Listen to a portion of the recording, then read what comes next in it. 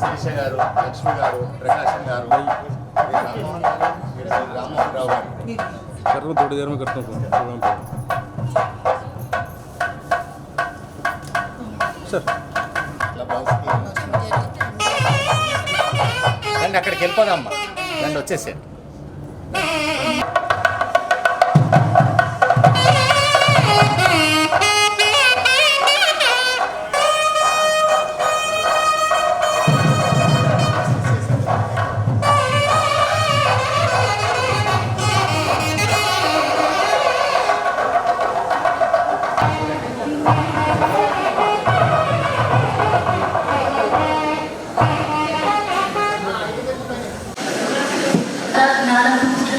పుత్ర బ్రహ్మశ్రీ చాగంటి కోటేశ్వరరావు గారి ప్రవచనానికి వచ్చిన మీ అందరికీ, పెద్దలందరికీ స్వాగతం, సుస్వాగతం. ఏ కార్యక్రమైనా మనం శుభప్రదంగా దీపారాధనతో మొదలు పెడతాం కాబట్టి చౌదరి గారిని, రమా గారిని, ఎంఎన్ రావు గారిని దీపారాధన చేయవలసిందిగా వేదికకి ఆహ్వానిస్తున్నాం.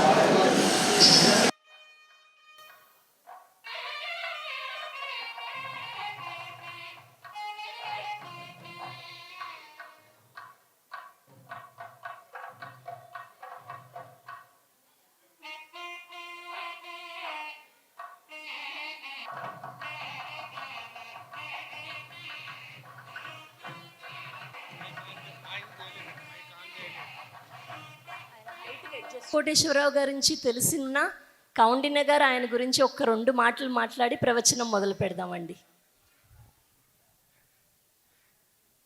సభకు నమస్కారం.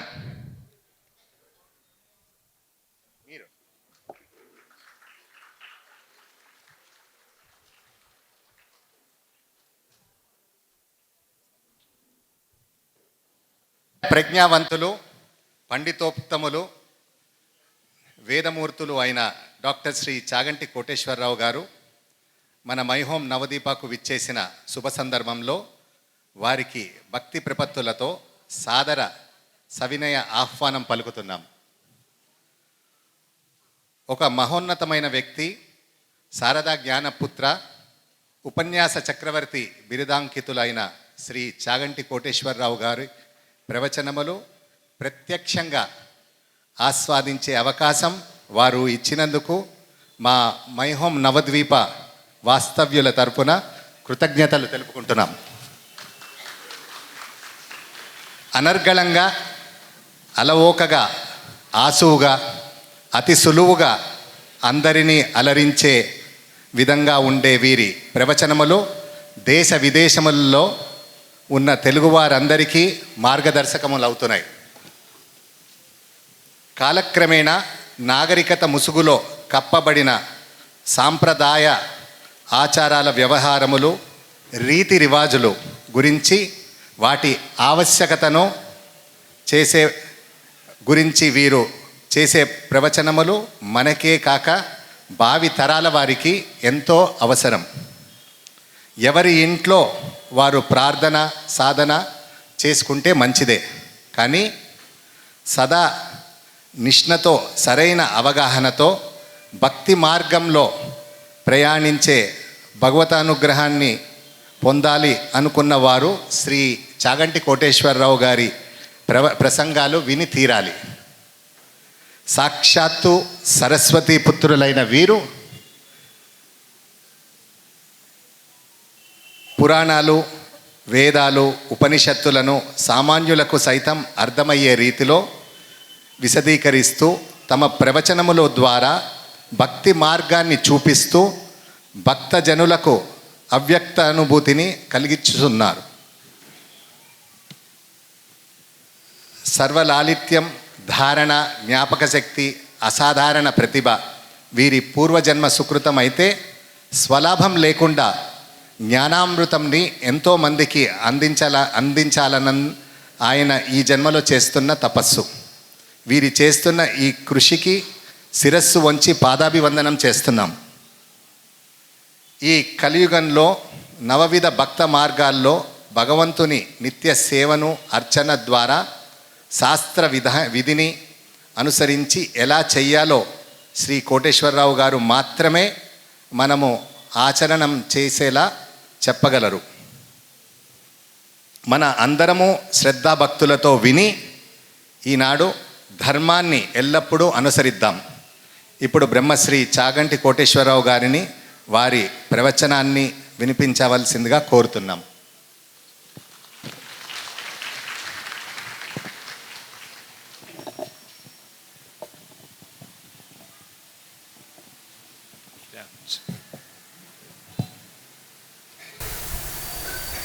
శుక్లాంబరధరం విష్ణుం శశివర్ణం చతుర్భుజం ప్రసన్నవదనం ధ్యాయేత్ సర్వవిఘ్నోపశాంతయే.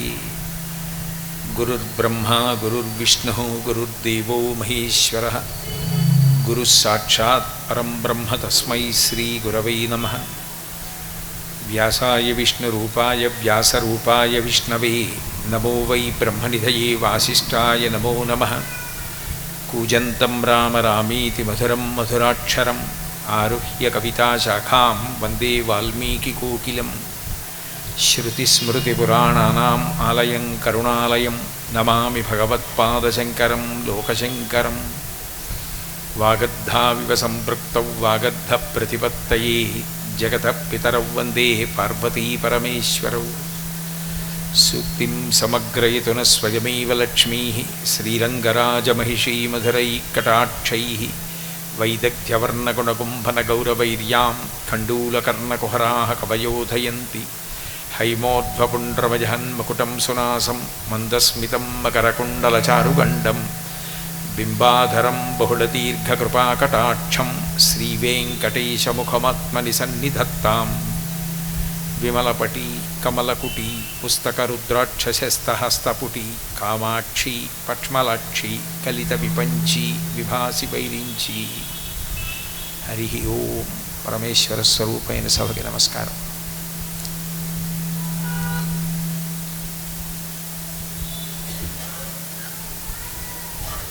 ఈ ప్రాంగణానికి రావడం నాకు నిజంగా ఎంతో సంతోషంగా ఉంది. ఇన్ని కుటుంబాలు ఇక్కడ నివసిస్తూ మీ అందరూ భక్తి ప్రపత్తులతో ఈ వినాయక నవరాత్రులను ఏర్పాటు చేసుకొని అందులో అంతర్భాగంగా ఇవాళ సాయంకాలం ప్రవచనానికి నన్ను ఆహ్వానించడం, మిమ్మల్ని అందరినీ చూసే అదృష్టం కలగడం నేను విఘ్నేశ్వరుని యొక్క నిర్హేతుక కృపాకటాక్షణం వీక్షణంగా భావిస్తున్నాను. అదే సమయంలో నేను ఇక్కడికి వచ్చిన తరువాత ఎంత వినయంగా ఉండవచ్చు జీవితంలో అన్నదాని గురించి కూడా కొంత నేర్చుకోవడం జరిగింది. ఎందుకంటే ప్రతిష్ఠితులైనటువంటి వ్యక్తులు మాన్యులు శ్రీ ఎంఎన్ రావు గారు కానీ, చౌదరి గారు కానీ, ఇందిరాజులు గారు కానీ, కౌండిన్య గారు కానీ, వీళ్ళందరూ సమాజంలో ప్రతిష్ఠితులైన వ్యక్తులు, మహోన్నతమైన స్థాయికి పొందినవారు. అయినా కూడా వారితో పోలిస్తే నిజానికి నాకు అంత స్థాయి లేదు, అంత గొప్పవాడిని కాదు. కానీ వినయం అన్న మాటకు అర్థం ఏంటంటే అవతల వారిలో ఏదో ఒక మంచితనాన్ని, ఒక విభూతిని చూసి గౌరవించగలిగినటువంటి లక్షణం. వారితో పోలిస్తే ఏమీ కానీ ఇంత గౌరవించిన వారి వినయాన్ని చూసి ఎంత నేర్చుకోవలసి ఉంటుందో జీవితంలో ఇక్కడ వచ్చిన తర్వాత ఇంకా బాగా అర్థం చేసుకున్నారు. వాళ్ళు నన్ను నిత్య పూజ గురించి మాట్లాడమని అడిగారు. ఈ పూజ అనేటువంటి మాట 84 లక్షల జీవరాశుల్లో మనుష్యుడికి తప్ప ఏ ఇతర ప్రాణికి కూడా విధింపబడలేదు. ఒక్క మనుష్యులకు మాత్రమే ఈ పూజ అన్న మాట విధింపబడింది. అది కూడా ఇప్పుడు 15 రోజులకో 20 రోజులకో నెల రోజులకో కాకుండా పూజ అనేది ప్రతిరోజు ప్రతివారు చేయవలసింది అని నిత్య పూజ అన్న పేరుతో విధింపబడింది. అసలు ఈ నిత్య పూజ అన్న మాట ఎందుకు వచ్చింది? ఈ పూజ చేయకపోతే వచ్చే ఇబ్బంది ఏమైనా ఉంటుందా? ఏదో భగవంతుడు మనకి కోపడిస్తాడు, ఆయన్ని పూజించలేదని మనల్ని బాధలు పెడతాడు. నిత్య పూజ చేయకపోతే మన వ్యక్తిత్వంలో ఏమైనా దోషం వస్తుందా అని ఆలోచన చేసినప్పుడు ఋషిప్రోక్తమైన పూజా విధానం వెనక ఎంత శాస్త్రీయమైన సిద్ధాంతం ప్రతిపాదింపబడిందో మనకు అర్థం. 4 రకాలుగా పాల్గొంటాయి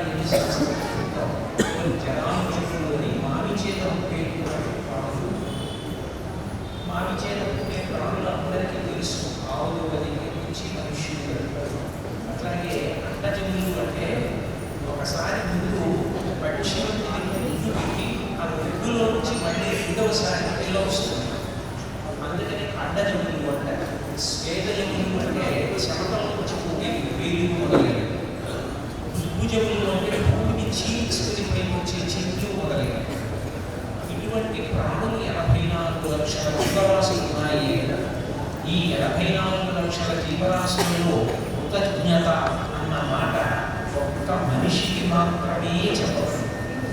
మిగిలిన ఏ ప్రాణి కృతజ్ఞతతో ఉండాలి అని విధింపబడలేదు. ఒక్క తనంత తానుగా చాలా విశ్వాసాన్ని కలిగి ఉంటుంది. కృతజ్ఞత అంటే చేసిన ఉపకారాన్ని జ్ఞాపకం పెట్టుకుని ప్రత్యుపకారం చేయడం. చేసిన ఉపకారాన్ని గుర్తుపెట్టుకుని ప్రత్యుపకారం చేయడం ప్రాథమిక స్థాయి అయితే, అపకారం చేసిన వాడికి కూడా ఉపకారం చేయగలగడం చాలా గొప్ప స్థాయి. అందుకే సుమతీ శతకకర్త ఉపకారికి ఉపకారము విపరీతము కాను చేయ వివరింపగా అపకారికి ఉపకారము నెపమెన్నక చేయువాడు నెరపరి సుమతి అంటాడు. ఒక మనిషి శరీరాన్ని బట్టి కాదు మనిషి అని శాస్త్రం చెప్పేది. మనిషి యొక్క నడవడిని బట్టి ఈయన మనిషి అని చెప్తాడు. మనిషి ఉండవలసిన ప్రధానమైన లక్షణం ఏంటి అంటే కృతజ్ఞత. ఎంత చిన్న ఉపకారం మనం పొందినా అది జ్ఞాపకం పెట్టుకుని వారు ఉపకారం చేశారు అని స్మరించగలిగిన లక్షణం. అందుకే రామాయణం దీన్ని చాలా ప్రముఖంగా ప్రస్తావన చేస్తూ కృతీచ ప్రతికర్తవ్యం దేశ ధర్మ సనాతన అంటుంది.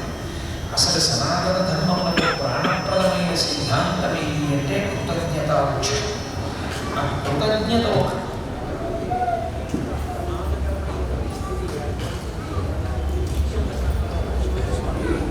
సుగ్రీవుడితో మాట్లాడుతూ ఒక మాట అంటాడు, బ్రహ్మగ్ని చ సురాపే చ చోరే భగ్నవ్రతి తథా నిష్కృతి విహితా సిద్ధి ముఖములో నాస్తి నిష్కృతి అంటాడు. బ్రహ్మహత్య చేసిన వారికి, సురాపాన కళ్ళు తాగిన వాడికి, అట్లాగే చోరీ దొంగతనం చేసిన వాడికి ఒక వ్రతం చేస్తాను అని నీళ్లు ముట్టుకుని ప్రతిజ్ఞ చేసి నీళ్లు ముట్టుకున్నాయి ప్రతిజ్ఞ చేసినప్పటికీ వ్రతభంగం చేసిన వాడికి కూడా ప్రాయశ్చిత్తం ఉందేమో. కానీ ఉపకారాన్ని పొంది మరిచిపోయి తిరిగి ఉపకారం చేయడానికి సిద్ధపడని కృతజ్ఞుడు ఎవరున్నాడో ఆయనకి నిష్కృతి లేదు. కృతజ్ఞాయ దేవాయ జ్యోతిషాం పతయే నమః అంటే వాదించకూడదు. కృతజ్ఞత ఉండకూడని విషయం. కృతజ్ఞతా లక్షణాన్ని నేర్పడానికి అసలు ఈ నిత్య పూజ అన్నది ప్రారంభమైంది. భగవంతుడికి నిత్య పూజ దేనికి అంటే మనం ఆయన్ని పూజించుగా అన్న మాటకు అర్థం ఆయన్ని గౌరవించుగా. మీరు నన్ను పూజించారు అన్నాను అనుకోండి, మీరు నాకు పువ్వులు తెచ్చి వేశారా, పాదార్చన చేశారా, హస్తార్చన చేశారా, ఇవన్నీ కాదు. నేను అక్కడికి వెళ్ళానంటే వాడు నన్ను ఎంతో పూజ్యభావనతో చూశాడు అంటారు. పూజ్యభావన అంటే విశేషమైనటువంటి ప్రేమ. ప్రేమ ఒక్కొక్కసారి అభివ్యక్తమైనప్పుడు ఒక్కొక్క పేరు పెట్టుకుంటుంది. ప్రేమగా చెప్పబడినప్పుడు నిస్వార్థమైనది అని గుర్తు. తల్లి, తండ్రి, భార్య, భర్త, గురువు వీళ్ళది నిస్వార్థమైన ప్రేమ. అట్లాగే చాలా కష్టంలో ఉన్న వ్యక్తిని చూసినప్పుడు మనసులో పిల్లుకిన ప్రేమకి దయ అని పేరు. శిష్యుడు మొదలైన వాళ్ళని చూసినప్పుడు మనసులో పిల్లుకిన ప్రేమకు వాత్సల్యము అని పేరు. తల్లిదండ్రులు, పెద్దలు అటువంటి వారు కనపడినప్పుడు మనసులో కలిగినటువంటి గౌరవ భావానికి, వారు పెద్దలు వల్ల పూజ్య భావనకి గౌరవము అని పేరు. వారి వలన ఆత్మ కూడా ఉన్నతి పొందుతుంది. వారు చేసిన ఉపకారం సామాన్యమైంది కాదు. వారికి ప్రదక్షిణం చేయడం, వారికి నమస్కారం చేయడం నా ఆత్మని కూడా ఉన్నత గదుల వైపు నడుపుతుందని ఎవరి పట్ల నమ్ముతామో వారికి చేసే నమస్కారానికి భక్తి అని పేరు.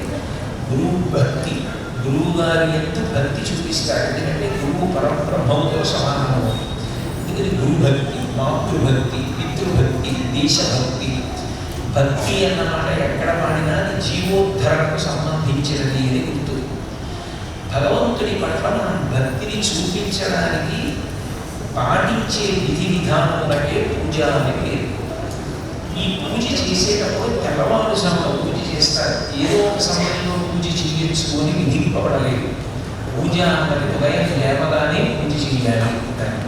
ఎందుకు ఉదయం లేవగానే పూజ చేయాలి అంటే మనిషి మనిషిగా బ్రతకడం అలవాటు కావాలి అంటే కృతజ్ఞత అలవాటు కావాలి. ఈశ్వరుడి కన్నా మనకి మహోపకారం చేసినటువంటి వాడి లోకంలో ఇంకొకడు ఉంటాడు. అసలు ఈ శరీరం ఏర్పడింది అంటే దీన్ని ఏర్పాటు చేసిన వాడు భగవంతుడు.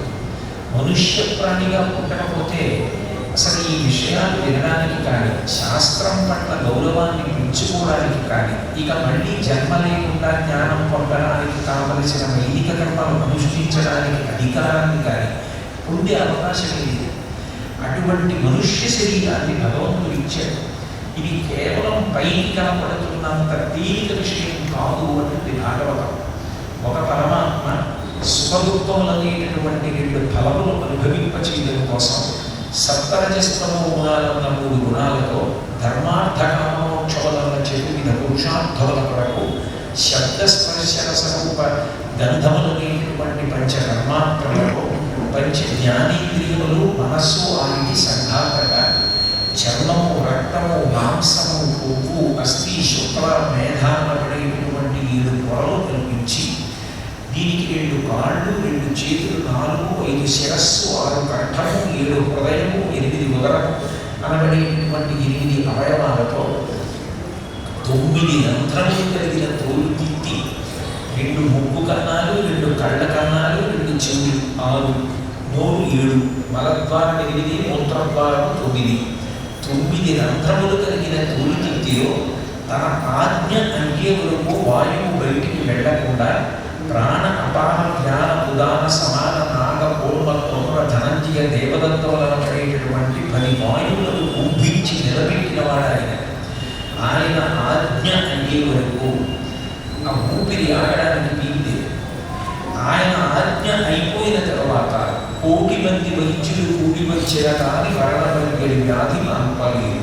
1,000,000 మంది వైద్యులు చుట్టూ వచ్చి నిలబడిన ఆయన ఊపిరి ఆగిపోవాలి అని భగవంతుడు నిర్ణయం చేస్తే దాన్ని తీయించగలిగిన వాడు.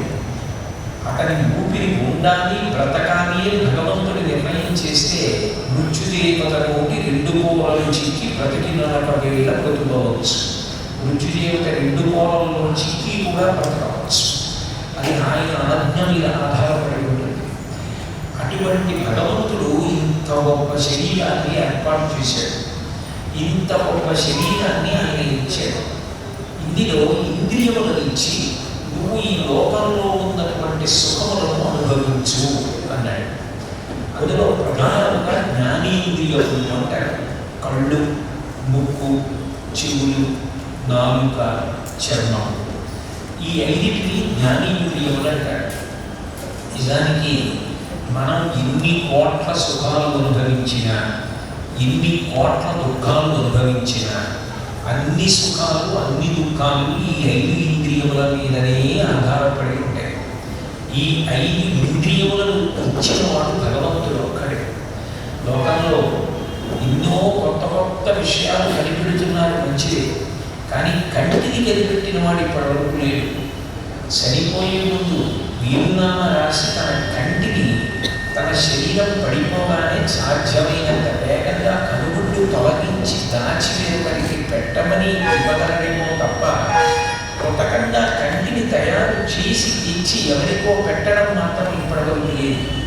ఒక గుండె తయారు చేయడం అన్నది లేదు, కాలేయం తయారు చేయడం అన్నది లేదు, మూత్రపిండాలు తయారు చేయడం అన్నది లేదు. ఇవన్నీ తయారు చేసి లోపల పెట్టిన వాడెవరు? తిన్నది జీర్ణం చేస్తున్న వాడెవరు? నేనే పప్పు, కూర, పచ్చడి, పులుసు, పెరుగు తినేసిన తర్వాత పొరపాటున చిట్ట చివర పెరుగు అన్నం తింటుండగా వాంతి వస్తే మళ్ళీ ఆ అన్నాన్ని తిరిగి తినను.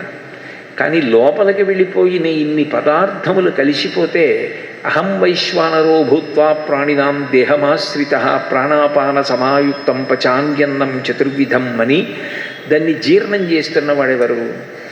మిగిలిపోయిన పిప్పి యొక్క దుర్వాసన ఇన్ని రంధ్రములలోంచి బయటికి రాకుండా ఆపి తెల్లవారేటప్పటికి సంభరణీ కండరములు సడలిపోయేటట్టుగా చేసి ఆ పిప్పి అంతా వెళ్ళిపోయేటట్టు చేస్తున్నవాడెవరు? బ్రహ్మాండ పిండాండములను సమన్వయం చేస్తున్నవాడెవరు? ఈ పిండాండమునకు పంచభూతములు ఉంటాయి, బ్రహ్మాండమునందు పంచభూతములు ఉంటాయి. పృథివ్యాపస్తేజో వాయురాకాశాలు అక్కడ ఉన్నాయి, పృథివ్యాపస్తేజో వాయురాకాశాలు ఇక్కడ ఉన్నాయి. దీనికి ఆకలేస్తే బ్రహ్మాండంలో అరటిపండు తీసి పిండాండంలో పడేయాలి. పిండాండంలో అరటిపండు జీర్ణమైపోయి పిప్పి మిగిలిపోతే దాన్ని మళ్ళీ బ్రహ్మాండం పుచ్చుకోవాలి. దీనికి దాహం వేస్తే బ్రహ్మాండంలో నీళ్లు తీసి పిండాండంలో పోయాలి. పిండాండంలో అపరిశుభ్రమైన నీరు మిగిలిపోతే మళ్ళీ బ్రహ్మాండం పుచ్చుకోవాలి. దీనికి గాలి కావలసి ఉంటే బ్రహ్మాండంలో గాలిది పుచ్చుకోవాలి. మలినమైపోతే ఆ గాలిది బ్రహ్మాండం పుచ్చుకోవాలి. బ్రహ్మాండ పిండాండములను సమన్వయం చేస్తున్నవాడెవరు? అది ఆగిపోయిందనుకోండి, అదే మృత్యువు. బ్రహ్మాండంలోది ఇందులోకి వెయ్యట్లేదు, తీసుకోవట్లా. బ్రహ్మాండంలో గాలిని పిండాండం పుచ్చుకోవట్లేదు, బయటికి వదిలిపెట్టట్లేదు. బ్రహ్మాండంలో నీరు పిండాండం తీసుకోవట్లేదు, లోపలి నీరు బయటికి వెళ్ళటం లేదు. బ్రహ్మాండ పిండాండ సమన్వయం ఆగిపోవడానికే మృత్యువు అని పేరు. ఎవరు చేస్తున్నాడు ఈ సమన్వయం? లోకంలో ఎన్నో విషయాలు చూశాను, ఎన్నో చదువుకున్నాను, ఎన్నో చెప్పాను, అక్కడికెక్కడికో వెళ్ళాను, ప్రవచనం చేసి వచ్చానంటాను. నాలో ఉన్న పదార్థం అయిపోతోందన్న విషయం, నేను నీరసపడిపోతున్నానన్న విషయం నాకు తెలియదు. కానీ ఆకలి రూపంలో లోపల మంట పుట్టించి నువ్వు పదార్థం తిను అని చెప్తున్నవాడెవరు? నువ్వు బడలిపోయావు, నిద్రపోని ఆవలింత రూపంలో చెప్తున్నవాడెవరు? నీకు దాహం వేస్తోంది, నీళ్లు తాగని చెప్పినవాడెవరు? దాహం వేస్తే నీటి రూపంగా ఉండి మళ్ళీ దాహం తీర్చినవాడెవరు? సంజీవనం సమస్తస్య జగత సలిలాత్మిక భవ ఇత్యుచ్యతే మూర్తిర్భవస్య పరమాత్మన అంటాడు వ్యాసుడు లింగపురాణంలో. నీటి రూపంలో ఉండేవాడు ఆయనే. ఒక్కొక్క భూతానికి ఒక్కొక్క ధర్మం పెట్టాడు. నీరు కిందకి వెళ్ళాలి కాబట్టి కడుపు కిందకి పెట్టాడు, నోరు పైకి పెట్టాడు. దాహం వెయ్యగానే నీరు తాగితే కడుపులోకి వెళ్ళి ప్రాణములు రక్షింపబడాలి. అగ్ని పైకి లేవాలి.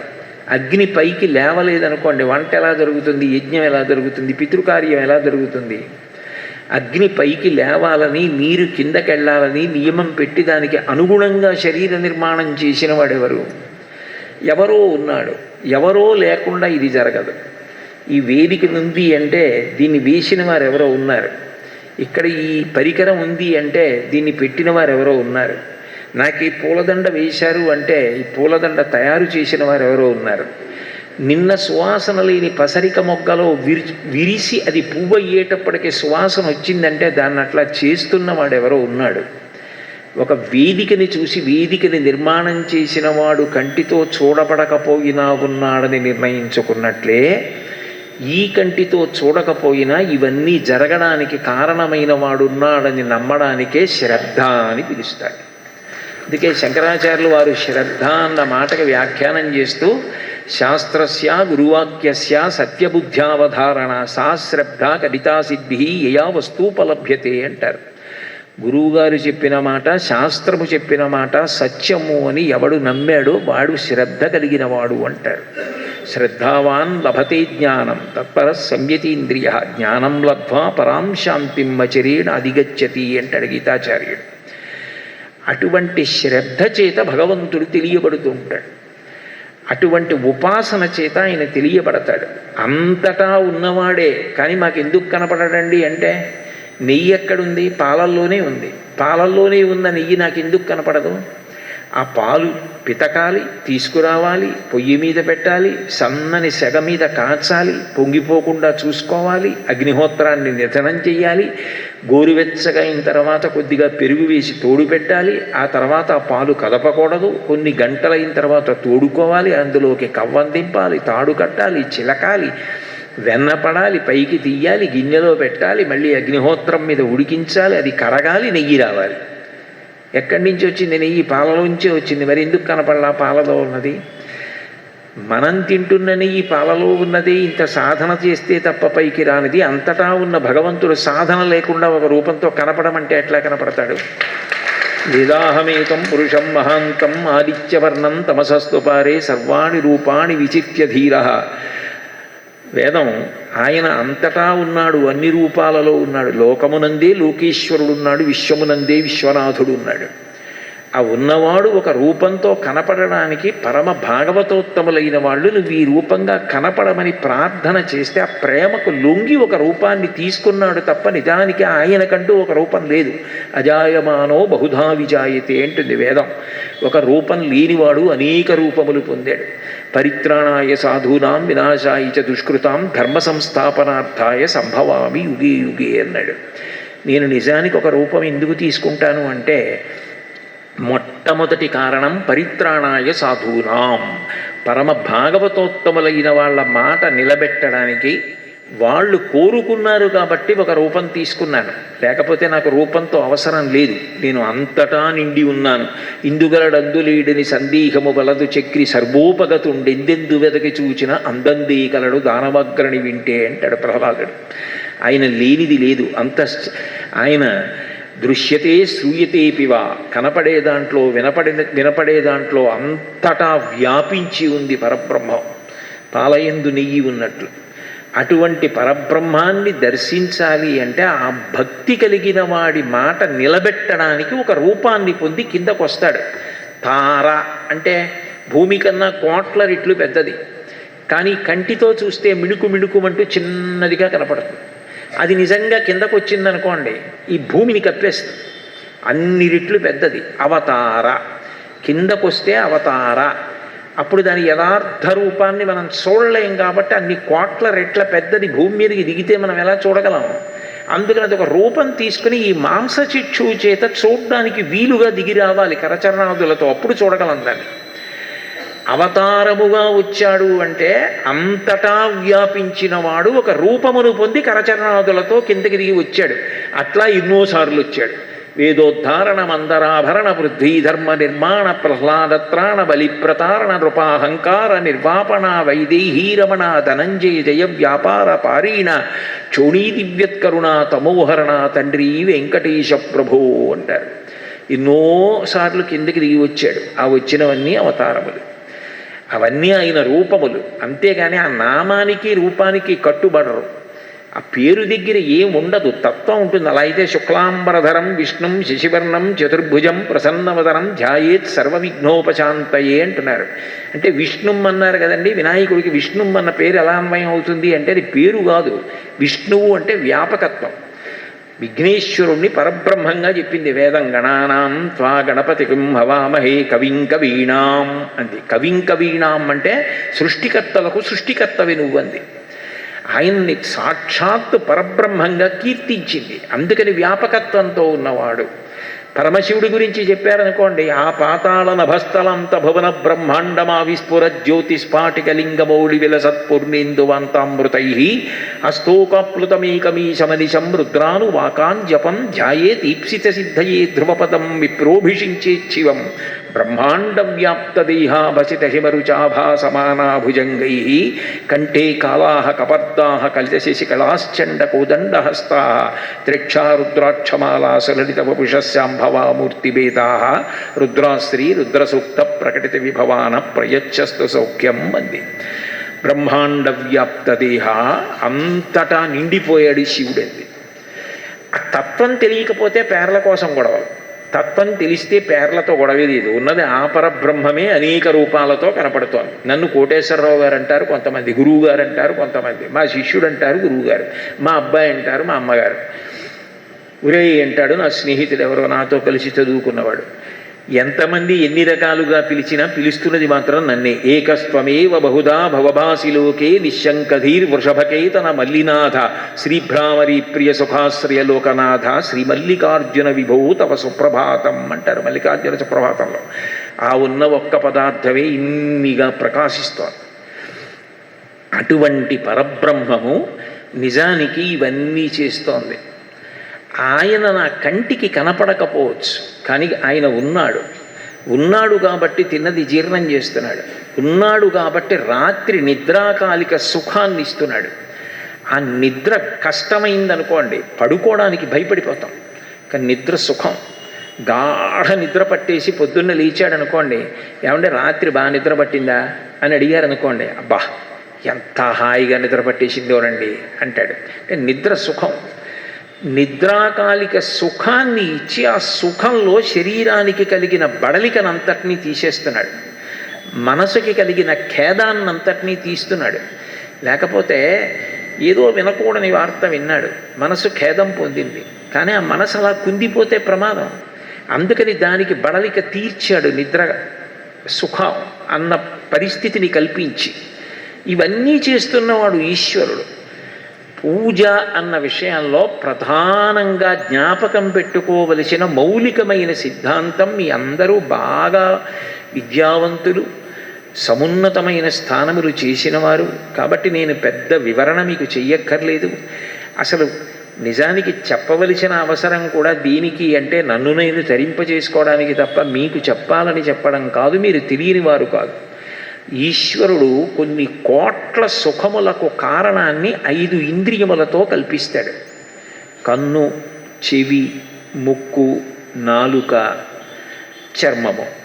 ఇది మీకు బాగా అర్థం కావాలి అంటే నేను ఒక్క మాట చెప్తాను, ఇప్పుడు అక్కర్లేదు, మీరు ఇంటికి వెళ్ళిన తర్వాత ఒక్కసారి ఆలోచించండి.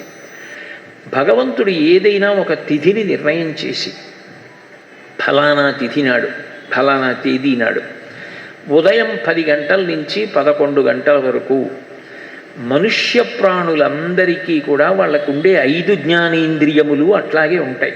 ఎక్కడికి పాడైపో 5 ఇంద్రియములు అట్లా ఉంటాయి. కానీ 1 గంట సేపు ఆ 5 ఇంద్రియములు కూడా పనిచేయవు. మనిషి బ్రతికే ఉంటాడు, కళ్ళు ఉంటాయి, చెవులు ఉంటాయి, ముక్కు ఉంటుంది, నోరు ఉంటుంది, చర్మం ఉంటుంది. కానీ 5 ఇంద్రియములు 1 గంట పని చెయ్యవు అన్నాడు అనుకోండి. మీరు ఒక్కటి గుర్తుపెట్టుకోండి, ఖా ముందు సు, ఖా ముందు దు ఉండవు. ఖా అంటే సంస్కృతంలో ఆకాశం.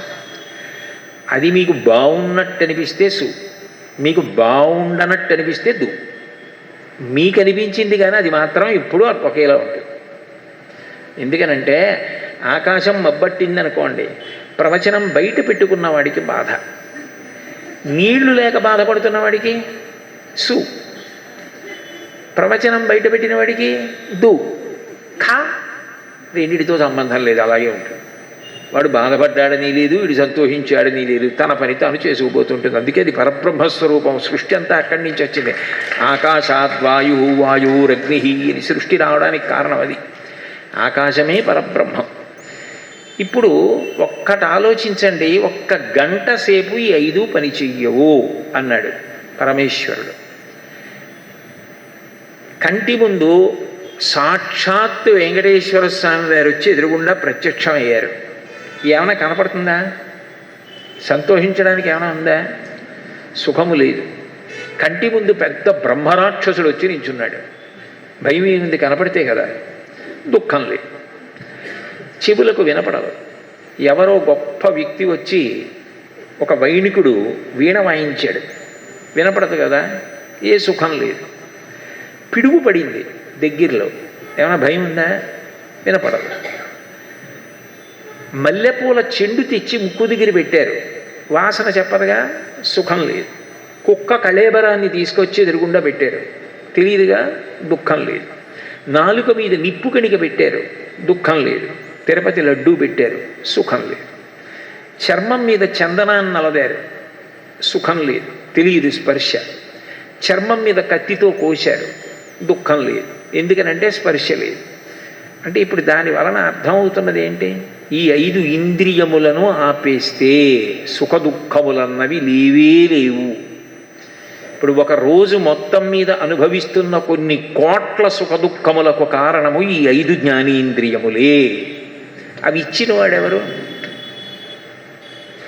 ఎవరో ఇవ్వకుండా మీరు ఎలా వాడుకుంటారు? నాకు ప్రభుత్వం వారి వాహనం ఇచ్చారండి, ఈ వాహనం ఎక్కి తిరిగి నేను సౌఖ్యంగా కార్యాలయానికి చేరుకోగలుగుతున్నాను అంటాం కదా. లేకపోతే నా కొడుకు నాకు ఈ వాహనం కొనిచ్చాడండి, దానివల్ల నేను సుఖంగా ప్రయాణం చేసి ప్రవచనాలకు వెళ్ళగలుగుతున్నాను అంటాను కదా. ఎవరో ఇచ్చిన వాళ్ళని స్మరిస్తాం కదా. మరి 5 ఇచ్చిన వాడెవరు? ఆ కన్ను పెట్టిన వాడెవరు? ముక్కు పెట్టిన వాడెవరు? చెవి పెట్టిన వాడెవరు? పైగా మీరు శాస్త్రాన్ని పరిశీలిస్తే రోమాంచితం అవుతుంది. అసలు ఆయన పెట్టడమే కాదు, అత్యంత ప్రధానమైనటువంటి వాటి దగ్గరికి వెళ్ళేటప్పటికి ఏం చేశాడంటే, ఒకటి ఇస్తే పాడు చేసుకుంటాడేమో అని 2 ఇచ్చాడు. ఒక కన్నే ఇచ్చాడు అనుకోండి, ఎక్కడో పాడు చేసుకుంటే జీవితాంతం అంధుడైపోతాడని 2 కళ్ళు ఇచ్చాడు. ఊపిరి అంది తీరాలి. మొట్టమొదటి అత్యవసర ద్వారాన్ని కనిపెట్టినవాడు భగవంతుడు. వీడికి పడిశం అస్తమానం పడుతుంది, ఊపిరి తీలేడని నోటితో ఊపిరి అందుకోవడానికి అవకాశం కల్పించాడు. అత్యవసర ద్వారం లేదనుకోండి, పడిశం బట్టి ముక్కులు మూసుకుపోయాయి అనుకోండి, అక్కడతో పోయింది ప్రాణం. నోట్లోంచి ఊపిరి తీసుకోవడానికి అవకాశం పెట్టాడు. అసలు ఆ సృష్టి అంత గొప్పది. కన్ను చాలా తొందరగా బడలిపోతూ ఉంటుంది. కొంచెం గాలి తగులుతోంది అనుకోండి, బడలుతుంది, నీరు వదిలిపెడుతుంది. ఆ బడలిక నుంచి సేద తీర్చడానికి పైన రెప్ప పెట్టాడు. చాలా ఏళ్ళు అయిపోయిందండి, రెప్ప గరుగ్గా అయిపోయింది, మార్చుకోవాలి, అరిగిపోయింది అన్న మాట ఉంటుందా లోకంలో? అలాగే ఉంటుంది మెత్తగా. నిద్రపోయినప్పుడు ఎక్కడైనా ఏ చిన్న సూక్ష్మాంగ జీవైనా గుడ్డు మీద కెడుతుందేమోనని పైకి లేచి ఉండే వెంట్రుకలతో రక్షణ కంచె పెట్టాడు. రెండిటికి మధ్యలో రెప్ప మీద వెంట్రుకలు పైకి లేచి ఉంటాయి. అందుకే అదేదో కంచె వేస్తే ఎలా ఉంటుందో అలా ఉంటాయి, లోపలికి ఏవి వెళ్లకుండా చూడడానికి. ఏవైనా కొద్దిగా దుమ్ము ధూళి లాంటివి పడితే రాత్రి నీటిలో మెత్తగా అయిపోయేటట్టు చేసి అవి ఎటో విడితే తీయడం కష్టమని కంటి ప్రారంభ స్థానంలోకి తెచ్చి ఉంచుతాడు. పుసి అని వేలుతో ఇలా అంటే పోయేటట్టుగా చేసి కన్ను కాపాడుతాడు. నిద్రపోయినప్పుడు నా రెప్ప నేను వేసుకున్నవాడు ఎవరు ఉండడు. ఆయన మోస్తాడు రెప్ప, ఆయన తీస్తాడు రెప్ప. ఆయన లాంటి మృదు స్వభావం ఎవడున్నాడు? ఆయన లాంటి శిల్పి ఎవరున్నారు? తల మీద వెంట్రుకలు పెరుగుతూ ఉండాలి. ఎందుకనంటే పెరిగితే రక్షణ, గబుక్కుని ఏదైనా దెబ్బ తగిలితే కాస్త కాపాడతాయి. కనురెప్ప మీద వెంట్రుకలు పెరగడం మొదలెడితే ఎంత కష్టం. ఏదైనా పొరపాటున వాటిని కత్తిరించడంలో కనురెప్ప కత్తిరింపబడితే, అందుకని వాటి విషయంలో నీకు ఇబ్బంది లేకుండా చూస్తానని పెరగకుండా చూశాడు. ఆయన దయామయుడు. ఆ భక్తి కలిగిన వాడికి ఆయన ఎప్పుడూ గుర్తొస్తూ ఉంటాడు. ప్రహ్లాదుడికి ఎప్పుడు గుర్తొచ్చాడు భగవంతుడంటే? పానీయంబులు త్రాగుచున్ పొడుచుచున్ భాషించుచున్ హాసలీలా నిద్రాదులు చేయుచున్ తిరుగుచున్ లక్షించుచున్ సంతత శ్రీనారాయణ పాద పద్మయుగళీ చింతామృతాస్వాద సంధానుండై మరచన్ సురారిసుతుడీ తద్విశ్యమున్ భూవరా. ఎప్పుడూ గుర్తొచ్చాడు భగవంతుడు ప్రహ్లాదుడికి. ఈ 5 సుఖములు ఆయన 5 ఇంద్రియములు పెట్టి ఇవ్వడమే కాదు, వీటిని పగటి పూట వాడేసుకుంటే బడలిపోయి మేము అలిసిపోయామని ఆవలింత ద్వారా చెప్తే నిద్రాకాలిక సుఖాన్ని ఇచ్చాడు. నిద్రకి కూడా ఆయన ఇవి ఉంటేనే నీకు నిద్ర పడుతుంది అని నిర్ణయం చేశాడు అనుకోండి. ఎలా నిద్రపోతారు? నీకు ఇన్ని అంగుళాల పరుపు ఉండాలి, ఇన్ని అంగుళాల తలగడా ఉండాలి, నీకు ఇంత గాలే వేస్తూ ఉండాలి, ఇంత చల్లతనం ఉండాలి, ఇలా దోమలు లేకుండా ఉండాలి, ఆయన వ్యవస్థ పెట్టాడు అనుకోండి. అలా లేకపోతే మీకు నిద్ర పట్టదు, అప్పుడు ఇంద్రియముల బడలిక తీరదు. ఆయన ఏం చేశాడు? నిండార రాజు నిద్రించు నిద్రయునొకటే అండనే బంటు నిద్ర అదియునొకటే. అలిసిపోయినవాడు బండరాతి మీద తలబెట్టుకుపడుకున్నా నిద్రాకాలిక సుఖాన్ని ఇచ్చేస్తాడు, ముళ్ళ మీద పడుకున్నా నిద్ర పట్టేట్టు చేస్తాడు. ఆయన అలా నిద్ర పట్టించకపోతే, తలగడా పెట్టుకుంటే నిద్ర వస్తుందంటే తలగడా పెట్టుకున్న వాళ్ళందరికీ రావాలి, మరి కొంతమందికి ఎందుకు రావట్లే అంటే నిద్ర ఈశ్వర కృప. అందుకే స్వల్పకాలిక లయం అంటారు దాన్ని. అటువంటి నిద్రనిస్తున్నాడు. ఇప్పుడు బడలిపోయిన ఇంద్రియములకు బడలిక తీర్చినవాడు ఆయన. నిద్ర లేవగానే ముందు ఆయనకి కృతజ్ఞత చెప్తారు. ఈశ్వర, ఈ కళ్ళు, ఈ ముక్కు, ఈ చెవులు, ఈ చర్మం, అట్లాగే నాకు ఈ నాలుక, ఈ 5 ఇచ్చింది నువ్వు. అలిసిపోతే బడలిక తీర్చిన వాడివి నువ్వు. దీనికి నీకు కృతజ్ఞత చెప్పి నేను వాడుకుంటాను. ఆ కృతజ్ఞత లేకపోతే మనిషి ఎలా అవుతాడు అసలు? నేను ముందే చెప్పాను కదా మీకు కృతజ్ఞత గురించి. అందుకని పూజ. అందుకే పూజలో నిజానికి 64 ఉపచారములు చేయాలి. చతుషష్ట్యుపచారాఢ్య, అందులో కోట కట్టడం కూడా ఉంది. ఎక్కడ చేస్తాం? అందుకని షోడశోపచారములు 16. ఏమంటే 64, 16 ఎందుకు? మధ్యలో 36, 43 ఉండవా అంటే ఉండవు. 64 లలిత కళలు. 64 లలిత కళల ప్రవేశం పూర్ణత్వాన్ని ఇస్తుంది. 16 చంద్రకళలు, 16 కళ పూర్ణకళ, శ్రీకళ, నిత్యకళ, అది పూర్ణత్వాన్ని ఇస్తుంది, పూర్ణబింబం వస్తుంది 16వ కళకి. 16 ఉపచారములు చేస్తే జీవితంలో పూర్ణత్వాన్ని పొందుతాం.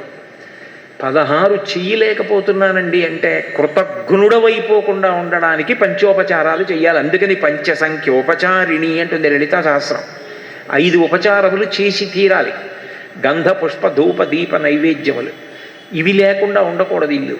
ఎందుకని అంటే అరేరే నాకు చిన్న ఉపకారం చేసిన వాడు కనపడితే ఆయన దగ్గరికి వెళ్ళాయా మీరు అంత ఉపకారం చేశారంటాను, మంచిదే. అసలు ఈ శరీరం లేకపోతే అది ఇచ్చినవాడు ఆయన కదా, ఇన్ని సుఖాలు ఒకరోజు పొందుతున్నాను కదా, దానికి ఆయనకి కృతజ్ఞత చెప్పద్దా పొద్దున్న వాడుకునేటప్పుడు. అందుకని స్వామి నువ్వు నాకు ఈ కన్నిచ్చావు, కనుగుడ్డిచ్చావు, రెప్పిచ్చావు, దాని మీద వెంట్రుకలు పెట్టావు, చూడ్డానికి అవకాశం ఇచ్చావు, అది బడలిపోతే రెప్ప పడి పైకి లేస్తోంది, అలాగని చూడ్డానికి చదవడానికి అవరోధం లేకుండా చేస్తున్నావు. నాకు కంటి ద్వారా చూసేటటువంటి సుఖాలు, పొందే సుఖాలు అనంతాలు. కన్ను ఉందనుకోండి, మొదటి సుఖం భద్రత. మీకు కన్ను లేనప్పుడు ఏమవుతుంది? ఏ కారణం చేతనో కంట్లో ఏ కుంకుడు పులుసో పడి కనపట్టలేదనుకోండి, మీరు కన్ను తెరవలేని స్థితిలో ఉన్నారు. మీరు లోపలికెళ్ళి తలుపేసుకు పడుకున్నా లోపల చప్పుడైతే నేను రాకముందే ఎవరైనా గదిలోకి వచ్చారా అని మీకు భయంగా ఉంటుంది.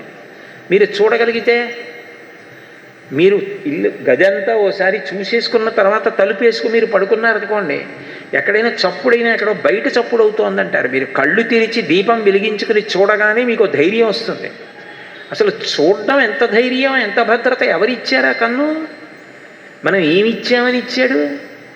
మనం ఇది ఇచ్చామంటే ఇచ్చాడా? బడలిక కలిగితే ఏమి ఇచ్చామని తీర్చాడు? ఏం చేశామని తీర్చాడు? మనం ఏం చేశామని చూడకుండా తీర్చాడే బడలిక. అందుకని ఆయనకి నేను ఇంత ఉపన్యాసం నీ దగ్గర చెప్పలేనయా, అందుకని నీ దగ్గర దీపం పెడుతున్నాను. దీపము వెలుగు, నా జీవితానికి కన్ను వెలుగు. నాకు నువ్వు ఇచ్చావు ఇది, అందుకని స్వామి నీ దగ్గర దీపం పెట్టి కృతజ్ఞతను ఆవిష్కరిస్తున్నాను. పూజ కృతజ్ఞతావిష్కారము. అందుకే మనోసంబంధము పూజ. మనసులో భావన లేకుండా చేసినది తంతు. ఆ కృతజ్ఞత లేకుండా వెలిగించాడు అనుకోండి, ఈశ్వరుడు అంటాడు ఆ ఒత్తి నేను పండించింది, ఆ నెయ్యి నేను ఇచ్చాను, ఆ కుద్ది నేను ఇచ్చాను. ఎవరికి కావాలా కాంతి? అసలు ఆ కాంతులకు కాంతిని నేను, వేదం అంటుంది నతత్ర సూర్యోభాతి నచంద్రతారకం నేమా విద్యుతో భాంతి కుతోయమగ్ని త్వమేవ భాంతమనుభాతి సర్వం తస్య భాషా సర్వమిదం విభాతి అంటుంది. మహాప్రళయంలో సూర్యచంద్రులు తారకలు ఇవేవి కూడా ప్రకాశించడం ఆగిపోయినప్పుడు కూడా తనంత తానుగా ప్రకాశించగలిగిన వాడు భగవంతుడు ఒక్కడే. భాగవతంలో పోతన గారు అంటారు, లోకంబులు లోకేశులు లోకస్తులు తెగిన తుది అలోకంబగు పెంచీకటి కావల యవ్వండేకాకృతి వెలుగు అతని నేసేవింతున్నంటారు. వెలుగులకు వెలుగైన ఆయనకి వెలుగక్కర్లేదు, మనం పెట్టే ఇంత దీపం ఆయనకి ఏం అవసరం లేదు. అది మన కృతజ్ఞత. అయ్యా మీరు ఈ కన్నన్న దీపం ఇవ్వకపోతే ఈ బతుకు బండి ఏం నడిచేది, ఏం చేయగలిగేది, ఏం చదువుకోగలిగేది? మనుష్య జన్మ పొందితే మాత్రం ఏ శాస్త్రం చదవాలి, ఏ ఉత్తమమైన అనుష్ఠానం చేయాలి? ఇది ఉంది కాబట్టి నడుస్తోంది. అందుకని మీకు కృతజ్ఞత చెప్పుకుంటున్నాను. మనసులో ఆ కృతజ్ఞతతో దీపాన్ని వెలిగించడం, కన్నిచ్చి కంటి ద్వారా పొందే సుఖాలకి లెక్క చెప్పడం సాధ్యం కాదు. కంటితో కొడుకుని చూసినప్పుడు ఒక ఆనందం, మనవణ్ణి చూస్తే ఒక ఆనందం, తాతగారిని చూస్తే ఒక ఆనందం, గురువుగారిని చూస్తే ఒక ఆనందం, గుడిని చూస్తే ఒక ఆనందం, మిమ్మల్ని చూస్తే ఒక ఆనందం, మీకు నన్ను చూస్తే ఒక ఆనందం. ఇన్ని ఇచ్చినవాడు ఎవరు? ఒక్క కంటిని అడ్డుపెట్టి ఆయనే ఇస్తున్నాడు. అందుకని ఆయనకి కృతజ్ఞత చెప్పడానికి దీపం. అయితే దీపంతో ఎందుకు మొదలెట్టాలి అంటే నాయక అని ఒక మాట ఉంటుంది. నాయక అంటే నడిపించువాడు, వినాయక అంటే విశిష్టమైన నాయకుడు. భాద్రపద మాసంలో ఎందుకు ఆయన పూజ అంటే, భాద్రపద మాసం వచ్చేటప్పటికీ అరణ్యంలో చెట్లు చామలు తీగలు అన్నీ పెరిగిపోతాయి. లేళ్ళు జింకలు ఇవి కూడా ఆహారానికి తిరగలేవు. ఎందుకని చెట్లన్నీ కమ్మేసుకుంటాయి ఓదాన్ని ఒకటి తీగలతోటి. ఎటు తిరగలేక కుందేళ్ళు ఇటువంటి ప్రాణులు కూర్చుండిపోతాయి. అవి ఆహారం తినలేదనుకోండి, శాకాహారం తిని బ్రతికే ప్రాణులు బలిసి ఉండకపోతే మాంసాహారం తినే ప్రాణులు దేనిని చంపి తింటాయి? అందుకని ముందు ఏనుగు నడుస్తుంది. ఏనుగు నడిస్తే ఈ తీగలవి పట పట తెగిపోతాయి, వెనక మిగిలిన జంతువులు వెళ్ళిపోతాయి. ముందు ఏనుగు నడిస్తే చాలు, వినాయకుడు నడిస్తే చాలు. అసలు మనిషి ఎలా బ్రతకాలో నేర్పినవాడు వినాయకుడు. అందుకనే ఆయనది శ్రీముఖం, సుముఖం అందుకే ఆయనకి మొదటి నామం సుముఖ.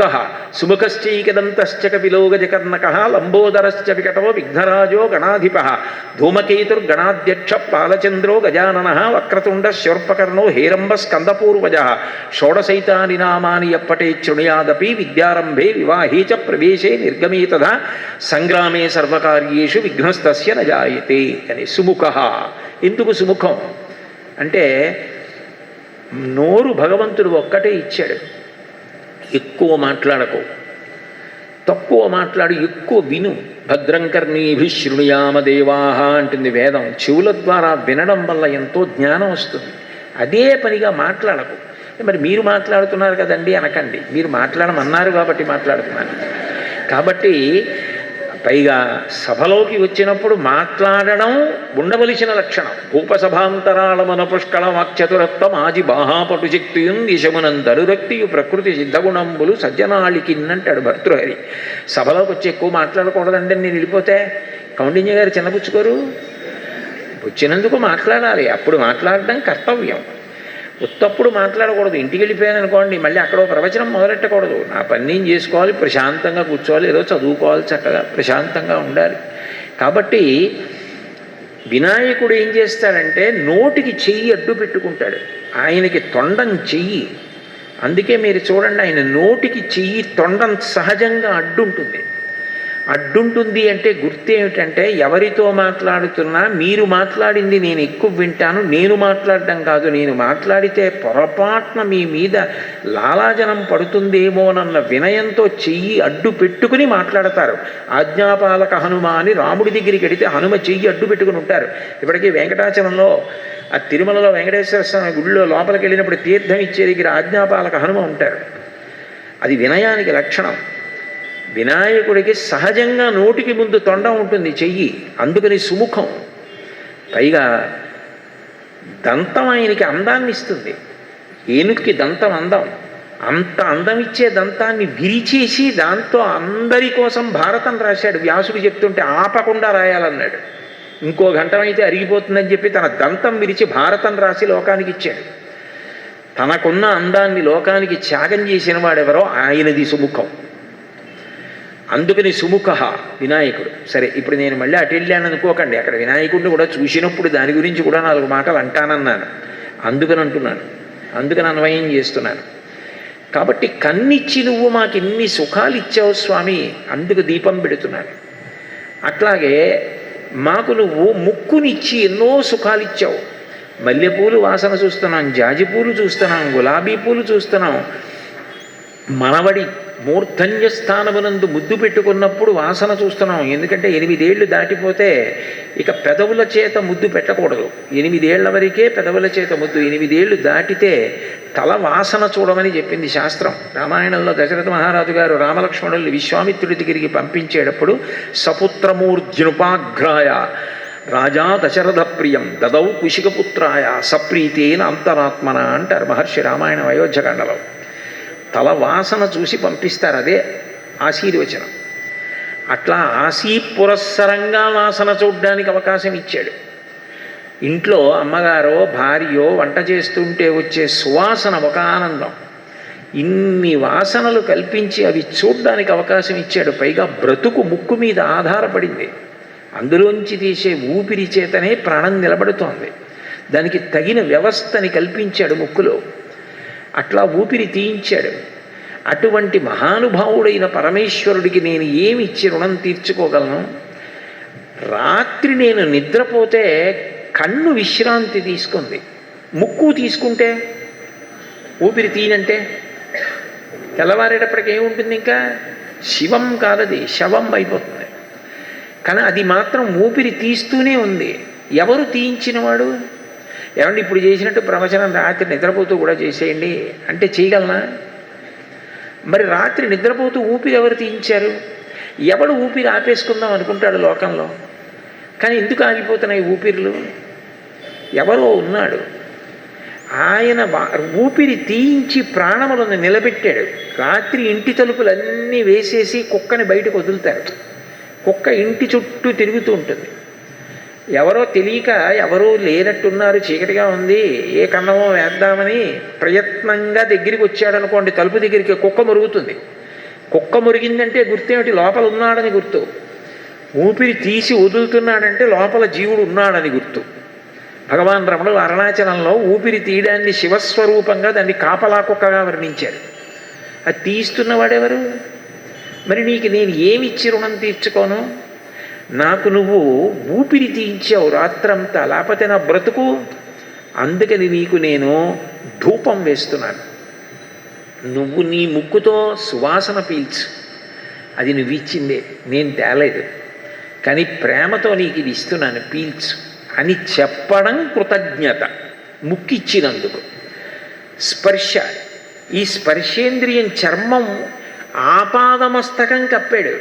ఎక్కడైనా పైకి వేగిందనుకోండి, ఆ రక్తం కోసం, జీవు కోసం ఈగలు, పురుగులు అన్నీ పట్టి గుడ్డైపోయి, చర్మం లేకపోతే అసలు ఎవరెవరికి చూడగలరో భయంకరంగా ఉంటాయి ప్రాణులు. అలాంటిది చర్మాన్ని ఇంత అందంగా కప్పి ఉంచాడు. ఇటువంటి చర్మానికి మళ్ళీ స్పర్శ పెట్టాడు. నేను ఇప్పుడు ఇలా మాట్లాడుతున్నా, ఏదైనా పాకుతూ వచ్చిన పాదాల కింద నుంచి వెళ్ళింది అనుకోండి, ఏదో పాకింది చూడమని చెప్పేస్తాయి అధికారులు. లేకపోతే ప్రమాదంలో శరీరానికి అంతటా స్పర్శ జ్ఞానం ఇచ్చాడు. ఇచ్చినందుకు నీకు కృతజ్ఞత చెప్తాను. పైగా స్పర్శ సుఖం, భద్రత మాత్రమే కాదు. అమ్మ ఇంటికి వెళ్ళిన తర్వాత అంత పెద్దదైపోయిన అమ్మ వడలిపోయిన చేతితో ముట్టుకుందనుకోండి, ఎంత సంతోషంగా ఉంటుంది. నాన్నగారు భుజం మీద చెయ్యేశారనుకోండి, ఎంత ఆనందం. అకస్మాత్తుగా ఓ రోజు గురువుగారు అలా వెళ్ళిపోతుంటే ఎప్పుడూ దగ్గరికి పిలిచి చెయ్యని వారు, ఎరా బాగున్నావా, ఏమి వారం రోజుల నుంచి కనపట్టలేదు అని భుజం మీద చెయ్యేసుకుని గురువుగారు ముందుకొచ్చి మెట్టు దిగేటప్పుడు భుజం మీద చెయ్యేసుకుని గురువుగారు పంచ పైకి పట్టుకుని కిందకి దిగారనుకోండి, ఇంటికి వెళ్ళి ఈ లాల్చి 2-3 రోజులు ఉతక్కే, ఇది ఇలాగే వేసుకుంటాను, గురువుగారు చెయ్యేశారు దీని మీద, ఇవాళ ఈ భుజం మీద గురువుగారు చెయ్యేశారే అని ఆనందపడిపోతాడు. గురువు యొక్క స్పర్శ అంత పవిత్రం, అంత సంతోషకారణం.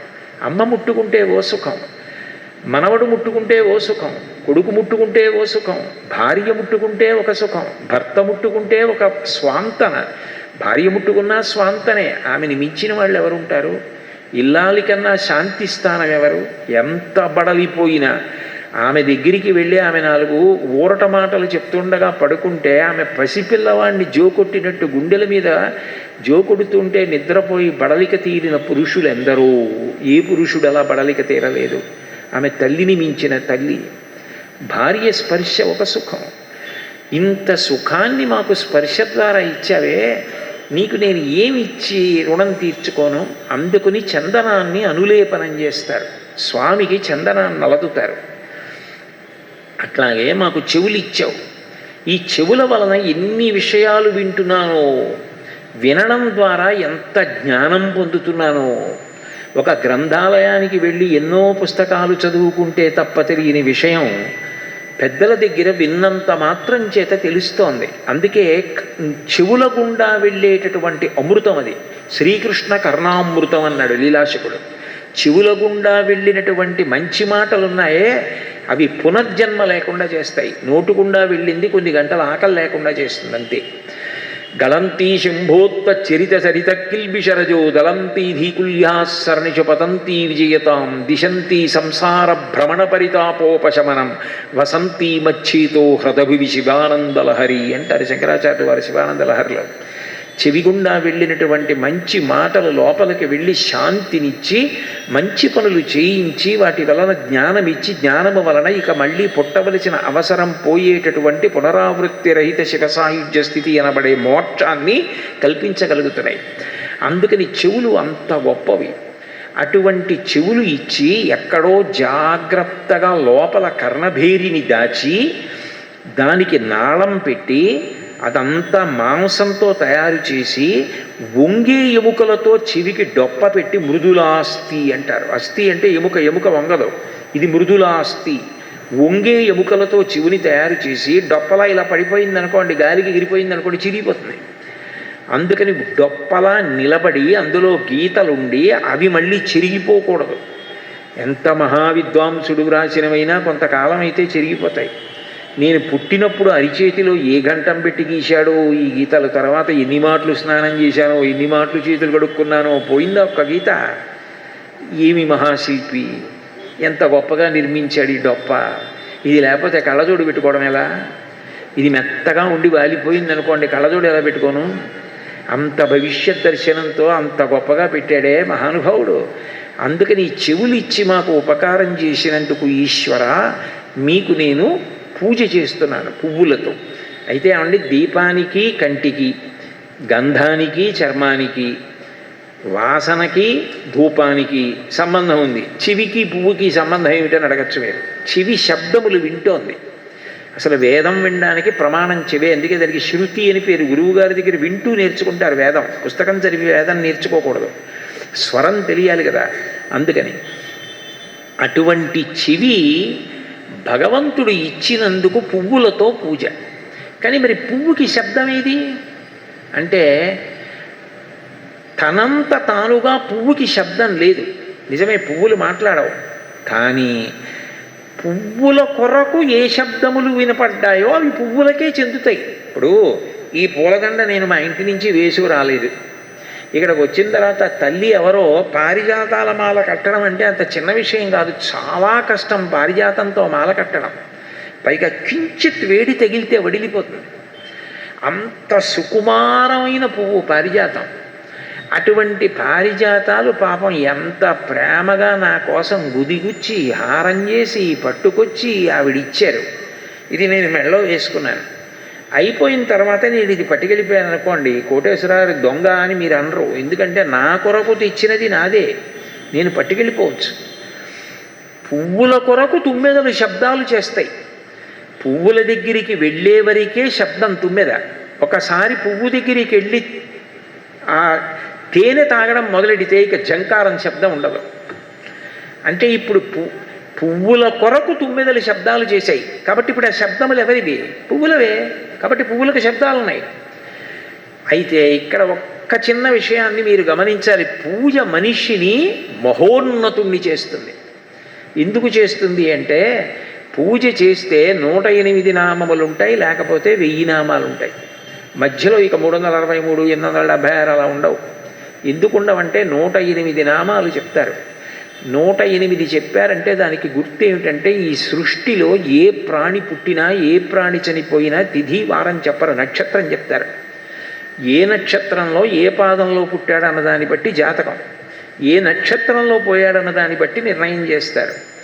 అయినప్పుడు నక్షత్రం ప్రధానం. 27 నక్షత్రాలు, ఒక్కొక్క నక్షత్రానికి 4 పాదాలు. 27 × 4 108 పాదాలు. ఈ సృష్టి అంతా 108 నక్షత్ర పాదాల్లో వచ్చింది. 108 నక్షత్ర పాదములలో పుట్టిన సమస్త ప్రాణులు బాగుండాలని నేను పూజ చేస్తున్నాను. నా ఒక్కడి కొరకు కాదు. ఇది భారతీయ ధర్మం, ఇది సనాతన ధర్మం. అందరికన్నా పూజ ఎవరి కొరకు అంటే, పూజ చేయలేని వారి కొరకు. ఎందుకని? ఒక ఆవు ఉంది, దాని పాలు తెచ్చి నేను అభిషేకం చేస్తున్నాను. ఒక పువ్వు ఉంది, దాన్ని తెచ్చి పూజ చేసుకుని నేను ఫలితాన్ని పొందుతున్నాను. ఒక కుక్క ఉంది, కబళం పడేసి నా ఇల్లు కాపాడుకుంటున్నాను. గుర్రం ఉంది, డెక్క చీలి ఉండదు కాబట్టి దాని మీద ఎక్కి కొండలెక్కుతున్నాను. గాడిద మీద బరువేసి మోయించుకుంటున్నాను. నెమలి పింఛం విప్పితే ఆనందపడుతున్నాను. నెమలి నడక చూసి నృత్యం నేర్చుకుంటున్నాను. కొన్ని అరుపులు చూసి అందులోంచి సంగీతాన్ని, సప్తస్వరాల్ని కూర్చారు. ప్రకృతిని అంతటినీ కూడా పురుషుడు వాడుకుంటున్నాడు, మనుష్యుడు వాడుకుంటున్నాడు. ఆ మనుష్యుడు అవన్నీ ఇవ్వకపోతే వీడు ఏం పెట్టి పుణ్యం సంపాదిస్తాడు? ఆవు పాలు తనంత తాను పూజ చేసుకుంటాను, నీకెందుకు ఇవ్వాలంటే, ఆవు పాలు ఎక్కడి నుంచి తెచ్చి అభిషేకం చేస్తావు? అసలు ఆవే లేదనుకోండి, ఆవు పాలు ఇవ్వనంది, ఆవు పేడ వెయ్యనంది, ఆవు మూత్రం వదలనంది, నీకోసం నువ్వు లేనప్పుడు ఎప్పుడో పోసేస్తానంది. ఏం చేస్తావు? హోమం. యజ్ఞాంగం కదితాగావహ యజ్ఞమే వచవాసవ ఏతాభిశ్చ వినా యజ్ఞ నవర్తేతు కథంచన అంటాడు భీష్మాచార్యులు వారు అనుశాసనిక పర్వంలో. ఆవు లేకపోతే యజ్ఞమే లేదా తొలగమన్నాడు. ఆవు ఉంది కాబట్టి, గోమయం ఉంది కాబట్టి పిడక చేసి హోమం చేస్తున్నావు. గోవు ఉంది కాబట్టి ఆవు నేతితో హోమం చేస్తున్నావు. గోవు ఉంది కాబట్టి ఆవు పాలతో హోమం చేస్తున్నావు. ఇవి అసలు గోవే లేకపోతే యజ్ఞమేది? యజ్ఞం లేకపోతే ధర్మచక్రం ఏది? మనం హవిస్సిస్తే దేవతలు తింటారు, దేవతలు సంతోషించే వర్షం కురిపిస్తారు, వర్షం కురిపిస్తే పాడి పంట ఉంటే మళ్ళీ యజ్ఞం చేస్తాం. మఖము చెయ్య వజ్రి మది సంతసించును, వజ్రి సంతసింప వానకొరి వానకొరిసి గసవు వసుమతిపై పెరగు గసవు మేసి ధేను గణము బ్రతుకు అంటారు దశమస్కందంలో పోతన గారు. ఆ యజ్ఞం ప్రధానం కాబట్టి అటువంటి యజ్ఞం జరగడానికి గోవు ప్రధానమైంది. ఆ గోవును అక్కడ పెట్టుకుని నువ్వు యజ్ఞయాగాదులు చేసుకుని పుణ్యాన్ని సంపాదిస్తున్నావు. చెట్టు పువ్వులు ఇస్తోంది, చెట్టు పళ్ళు ఇస్తోంది, తీసుకొచ్చి నైవేద్యం పెడుతున్నావు. పత్తి వస్తోంది, ఒత్తి వేసి దీపం పెడుతున్నావు. భూమిలోంచి నువ్వులు వస్తున్నాయి, నూనె తీసి పోసి దీపం పెడుతున్నావు. ప్రకృతిలో అన్నిటినీ వాడుకుంటున్నవాడు మనుష్యుడొక్కడే, అన్నీ వాడుకోనివి మిగిలిన ప్రాణులు ఒక్కటే. కుక్కకు అన్ని ప్రాణులు అవసరం లేదు. దానికి బట్టలు కావాలా, దానికైనా పడగ్గది కావాలా, దానికైనా స్వగృహేని సంకల్పానికి సొంత ఇల్లు కావాలా? ఏ వీధిలో అది ఉంటే ఆ వీధంతా నాది అని పిలిచిపోతుంది. ఎవరొచ్చినా కోపమే దానికి, ఎందుకంటే ఈ వీధంతా నాదే అనుకుంటుంది. ఎవరు పిడికెడు అన్నం పెడితే వాళ్ళందరూ తన వారే అనుకుంటుంది. నడువు ఊగిపోయేటట్టు తోకోపుతుంది. మనిషికో తనతో పోయిందా అవసరం? నా మనవడు, నా ముని మనవడు 7 తరాలు 8 తరాల వరకు కనుముద్రణ వేసుకున్న కాగితాలు, రంగు కాగితాలు సంపాదించి దాచిపెట్టుకోవడానికి చేసేంత పాపకర్మ మిగిలిన ఏ ప్రాణి చేస్తోంది? ఏ ప్రాణి చేయదు. అవన్నీ చేసేవాడు మనిషి ఒక్కడే. కానీ అంత శక్తి మళ్ళీ మనిషికే ఉంది. అన్ని మంచి పనులు మనిషే చేయగలడు. ఆ సమాజం కోసం మనిషే చెయ్యాలి. అందుకని 108 నక్షత్ర పాదాలలో పుట్టిన సమస్త భూతములు బాగుండాలని వాటన్నిటి కోసం నేను పూజ చేస్తున్నాను మనిషిని కనుక. అవి చెయ్యలేవు, నేను చెయ్యగలను. నాకు పాలిచ్చిన ఆవుకి ఆకలి ఉంది, దానికి గడ్డి కావాలి స్వామి. తుఫానులు వచ్చి గడ్డి దొరకకుండా అయిపోకూడదు. నాకు అన్నం ఉంటే చాలు, ఆవు ఏమైపోయినా పర్వాలేదంటే ఎలా? శం ద్విపదే శం చతుష్పదే. 4 కాళ్ళ ప్రాణులు బాగుండాలి, 2 కాళ్ళు ఉన్న మేము బాగుండాలి. అది వేదం చెప్పింది. అందుకని 108 నామాలతో పూజ. నాకు ప్రేమ తీరలేదంటే 1000 నామాలు, అనంతం. సహస్రం అంటే 1000 కాదు, అనంత నామాలు చెప్పడం. అది ప్రేమ పెరిగింది. సమాజం యొక్క విలువ అందరూ లేని నాడు నేను లేను. అందరి గొప్ప వాళ్ళకుంది, ఎవరి గొప్ప వాళ్ళది. నేను ఒక్కడనే గొప్పవాడిని, మిగిలిన వాళ్ళకన్నా నేనే గొప్ప, నేనే వాళ్ళను ఉద్ధరించేయగలను. ఇది పిచ్చి మాట. అందరూ కలిసినప్పుడే సమాజం అని గుర్తించడమే పూజ. పూజ ఛాందసం ఎలా అయింది? ఎందుకయింది? అవదు. పూజ మనిషి వికసనానికి కారణం. రేపు శారదా నవరాత్రులు వస్తాయి, సరస్వతీ పూజ అవుతుంది. అసలు యథార్థమైన సరస్వతీ పూజ ఎలా చెయ్యాలో శాస్త్రాలు చెప్పాయి. సరస్వతీ పూజ అంటే పిల్లలు చేసేది కాదు, పెద్దవాళ్ళు కూడా చేస్తారు. మేము శారదా నవరాత్రులు కాకినాడలో చేస్తాం.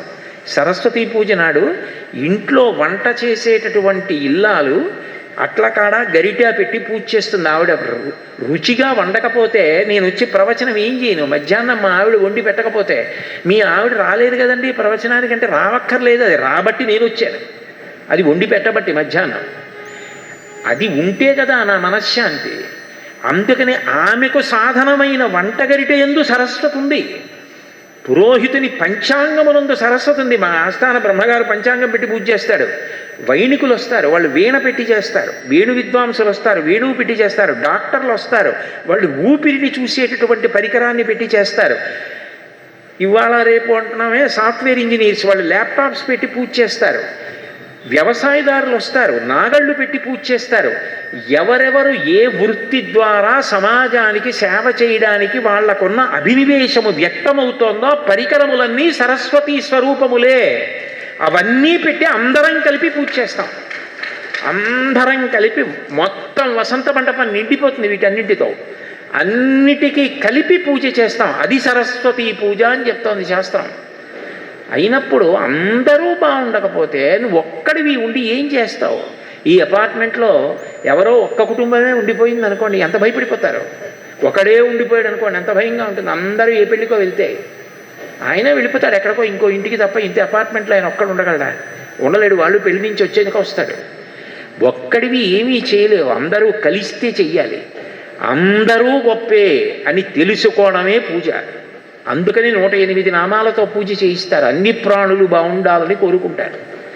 అక్కడొచ్చింది వసుధైక కుటుంబకం. యావత్ ప్రపంచము ఒక కుటుంబమే. అందుకే శంకరాచార్యులు వారు మాతాచ పార్వతీదేవి పితాదేవో మహేశ్వర బాంధవా శివభక్తాశ్చ స్వదేశో భువనత్రయం అన్నారు. నేను కాశీలో అన్నపూర్ణ దగ్గరికి వెడితే మా ఆవిడికి నాకు నా కుటుంబానికి అన్నం పెట్టమంటాను. ఆయన అన్నారు, అమ్మ నేను నా కుటుంబం అందరం నీ బిడ్డలం. మా అమ్మ పార్వతీదేవి, మా అయ్య పరమశివుడు, 3 లోకాలు వచ్చాం అన్నం పెట్టన్నారు. అందరూ అన్నదమ్ములు అక్క చెల్లెళ్ళు. ఏదో వేదిక మీదకి ఎక్కి అన్నదమ్ములం అక్క చెల్లెళ్ళం అని చెప్పి భారతీయులందరూ నా సహోదరులు, భారతీయులందరూ నా సహోదరులు, భారతదేశం నా జన్మభూమి అని ప్రతిజ్ఞలు చేస్తే వస్తుంది ఆ సమైక్యత. మనందరం ఒక్క అమ్మ బిడ్డలం, ఒక్క అయ్య బిడ్డలము. ఆ స్వామి మన తండ్రి అన్న భావన కలిగితే అప్పుడు సమైక్యత, ఒకరి కొరకు ఒకరు నిలబడ్డం అన్నది వస్తుంది. అది నేర్పింది పూజా విధానం 108 నామాలతో. ఓం నామం చెప్పి నమః. ఓం అంటే అకార ఉకార అకారముల చేత మనకి భగవంతుడికి ఉన్న సంబంధం చెప్పి, నామము గౌణము, అది బాలసారిలో భగవంతుడికి పెట్టింది కాదు. గోవిందా అన్నాను అనుకోండి, ఒకప్పుడు ఇంద్రుడు అలిగి భయంకరమైన శాసనం చేసి 7 రాత్రులు 7 పగళ్ళు పిడుగులు మెరుపులు వడగళ్లతో వర్షం కురిపించి అప్పటికప్పుడు గోవులు గోపాలబాలురు గోపకాంతలు చచ్చిపోయేటట్టుగా కురిపించండి అని పుష్కలావర్తక మేఘములను విడిచిపెట్టాడు. పెరుగుల్ నేతులు త్రావి భువినాభీరుల్ పదాభీరులై గిరిసంఘాటకతోరపత్రదలన క్రీడా సమారంభ దుర్భరదంబోడిధరున్ పురంధరుననున్ పాటించి పూజింపక గిరికిన్ పూజలు చేసిపోయిరిది పో కృష్ణుండు ప్రేరేపకం. ఆ కృష్ణుడు చెప్పాడని నాకు పూజ చేయకుండా గోవర్ధనగిరికి పూజ చేస్తారా? ఉజ్జచ్చంపదనమ్మినంద తనయోద్యోగంబునన్ విర్రులై మధ్యాగంబు విసర్జనీయమరిమర్చుల్ వడిన్ మీరు మీ విద్యుద్వల్లులు గప్పి తాడనములను వేధించి సద్యో మృత్యువు గోవుల్ జనుల్ సద్యో మృత్యువు చెంద రాల్కురుయుడి శౌర్యంబ వార్యంబుగన్ అన్నాడు. మేఘాలని పిలిచి సంకెళ్ళు విప్పి పుష్కలావర్తక మేఘాలకి మీరు అలా వర్షాలు కురిపించండి, గోవులు దూడలు గోపాలబాలులు వృద్ధులు కాంతలు అందరూ చచ్చిపోవాలన్నాడు. అంత వర్షం పడుతోంది. వాళ్ళు వెళ్ళి అడిగారు, ఈ ఉరుములు ఈ మెరుపులు ఈ యశనుల ఘోషములను ఈ జలధారలు నీయాన ముందిరుంగము కుయాళింపగదయ్య గణగుణరత్ననిధి. ఏమిటి ఈ ఉరుములు ఈ మెరుపులు ఈ పిడుగులు ఈ వాన ఏమిటి, నువ్వు తప్ప ఎవరు కాపాడతారని అడిగాడు. ఆయన అప్పుడు ఎక్కడికో వెడదామని లేదు, అది భగవంతుని యొక్క అనుగ్రహ విశేషం. ఆయన వెంటనే బాలుండాడు చనాతపత్రమని సంభావించి పూగుత్తి కింగీలందాల్చిన లీలలే నగబుతో కృష్ణుండు తానం మహాశైలమ్మున్వలకేల దాల్చి వివల ఛత్రమ్ముగా పట్టే తద్భీలాభృత్యుత దుశ్శిలాచకిత గోపీ గోప గోపంతికి. పిల్లాడు పరిగెత్తుకుంటూ ఆడుకుంటూ వెళ్ళిపోతూ అక్కడ పూసిన పూల మొక్క మీద ఉన్న పువ్వు తుంచేసినంత హేళగా ఆయన గోవర్ధనగిరిని పైకెత్తి పట్టుకున్నాడు. చాలామంది కొండ కిందకి వెళ్ళిపోయారు. కొంతమంది అన్నారు, వెళ్ళకండి, పిల్లాడు కాసేపు ఆగి కొండ వదిలేస్తే పచ్చడైపోతాం, శరీరాలు కూడా దొరకవు, బయట ఉంటే కాళ్ళు చేతులు విరుగుతాయన్నారు. నమ్మని వాళ్ళని బంధువులారా అని పిలిచాడు. బాలుండీతడు కొండదొడ్డది మహాభారంబు సైరింపగా జాలండోజని దీని కింద నిలువంచింతింపగా పోలదు ఈ శైలాంబోనితి జంతు సంయుత ధరాచక్రంబు పైపడ్డ నాకేలల్లాడదు బంధులార నిలుడీ క్రిందన్ ప్రమోదంబునన్. నమ్మండి, మొత్తం బ్రహ్మాండం వచ్చి పడిపోయిన ఈ కొండ పడదు, నేను పట్టుకుంటాను రండిని నమ్మని వాళ్ళని బతిమాలి లోపలికి తెచ్చి 7 రాత్రులు 7 పగళ్ళు తన చూపుల చేత పోషిస్తూ కాపాడాడు. ఎన్నాళ్ళు బతికినా 7 రోజులే బతకాలి, ఎప్పుడు చచ్చిపోయినా 7 రోజుల్లోనే చచ్చిపోవాలి. అందుకే భాగవతం సప్తాహం 7 రోజులు వినండి అంటారు. ఎన్నాళ్ళు బతికినా 7 రోజులే బతుకుతాడు. ఆది సోమ మంగ బుధ గురు శుక్ర శని తప్ప 90 ఏళ్ళు బతికినా 80 ఏళ్ళు బతికినా బతకడానికి 8వ రోజు లేదు, చచ్చిపోవడానికి 8వ రోజు లేదు. 7 రోజుల్లోనే చచ్చిపోవాలి. అందుకని బతికింది 7 రోజులే. నిజానికి బ్రతికిన నాళ్ళు నువ్వు చేయవలసింది భాగవతం వినడమే. అందుకని భాగవతం సప్తాహంగా విను, 7 రోజులు వినన్నారు. 7 రాత్రులు 7 పగళ్ళు ఎత్తిపత్తాడన్న మాటకి గుర్తు ఏమిటంటే ఆయనని నమ్మి ఉండాలి, కానీ నిన్ను పొదివి పట్టి ఆయన కాపాడుకుంటాడు. గోవిందా అన్న నామం గౌణం. గోవర్ధనగిరిని ఎత్తిపెట్టి గోవుల్ని కాపాడాడు కాబట్టి గోవిందా అయ్యాడు. అంతేగాని బాలసారి చేసి అమ్మా నాన్న పెట్టిన పేర్లు కావు.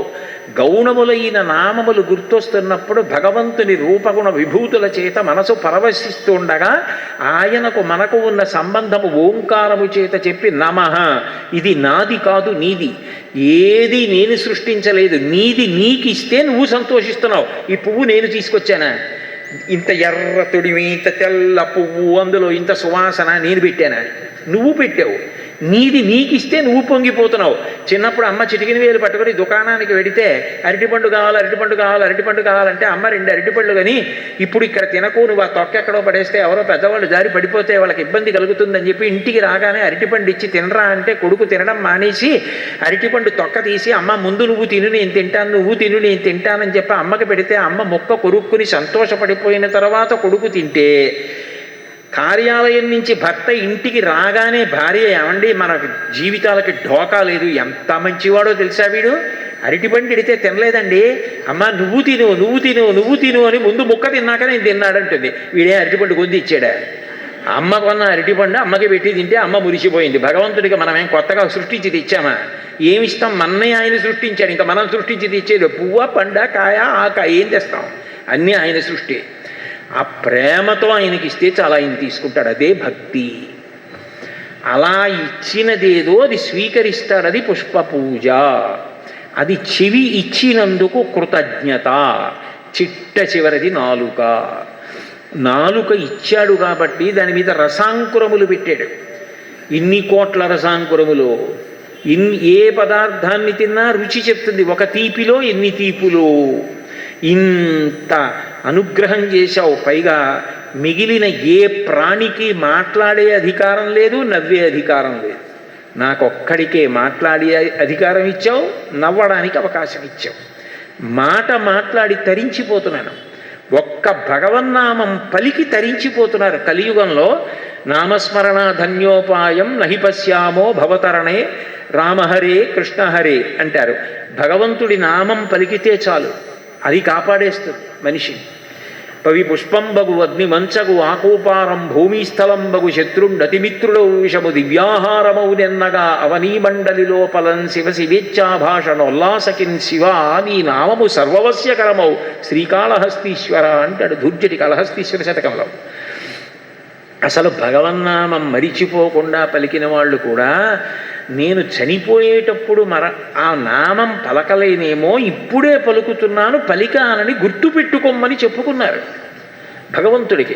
బ్రతికియున్నన్నాళ్ళు నీ భజన తప్పను కాని మరణకాలమునందు మరతునేమో, ఆ వేళ యమదూతలాగ్రహంబున వచ్చి ప్రాణముల్ పెకలించి పట్టునప్పుడు కపవాత పైత్యముల్ కప్పగా శ్రమచేత కంపముద్భవమంది కష్టపడుచు నారాయణాయంచు నా జిహ్వతో నిన్ను పిలుతునో శ్రమచేత పిలువలేనో. నాటికి ఇప్పుడి నీ నామస్మరణ చేతు చివినిడవయ్య భూషణ వికాస శ్రీధర్మపుర నివాస దుష్ట సంహార నరసింహ దురిత దూర అంటాడు నృసింహశతకర్త. అప్పుడు అనగలనో అనలేనో నారాయణ అని.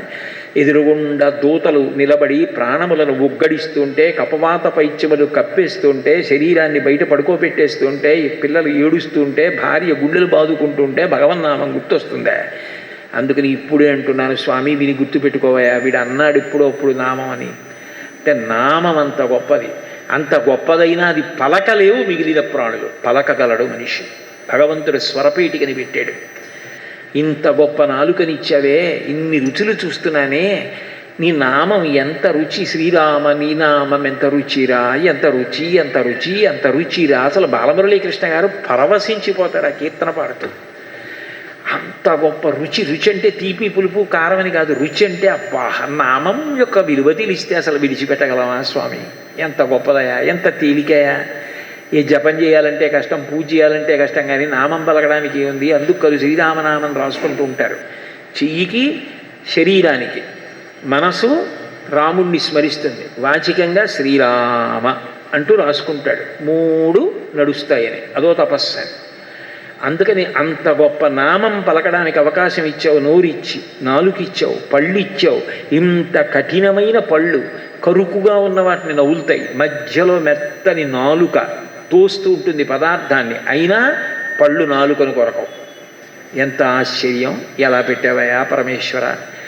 ఆ మెత్తగా అయిపోయిన పదార్థం లోపలికి జారిపోవడానికి లాలాజనం పుట్టాలి, అందులో మ్యూకస్ టైలిన్ ఉండాలి, ఒకటి సూక్ష్మజీవుల్ని చంపాలి, ఒకటి జిగురుగా ఉండి కంఠంలోకి పదార్థం జారిపోయేట్టు చెయ్యాలి. ఇన్నే నేను తింటుంటే సృష్టించడం. ఎక్కడున్నావా నువ్వు? వడిబాయక తిరిగే ప్రాణబంధుడా అంటాడు అన్నమాచార్యులు వారు. ఊపిరి ఒక వేగంతో లేదనుకోండి, అయిపోయిందంతే. ఎగ ఊపిరి వచ్చిందండి తీసుకుపోండి అంటారు, దిగ ఊపిరి వచ్చింది తీసుకోమండి అంటారు. ఒకే వేగంతో ఊపిరి తీస్తున్నవాడు, ఒకే వేగంతో రక్తాన్ని తిప్పుతున్నవాడు ఎవరు?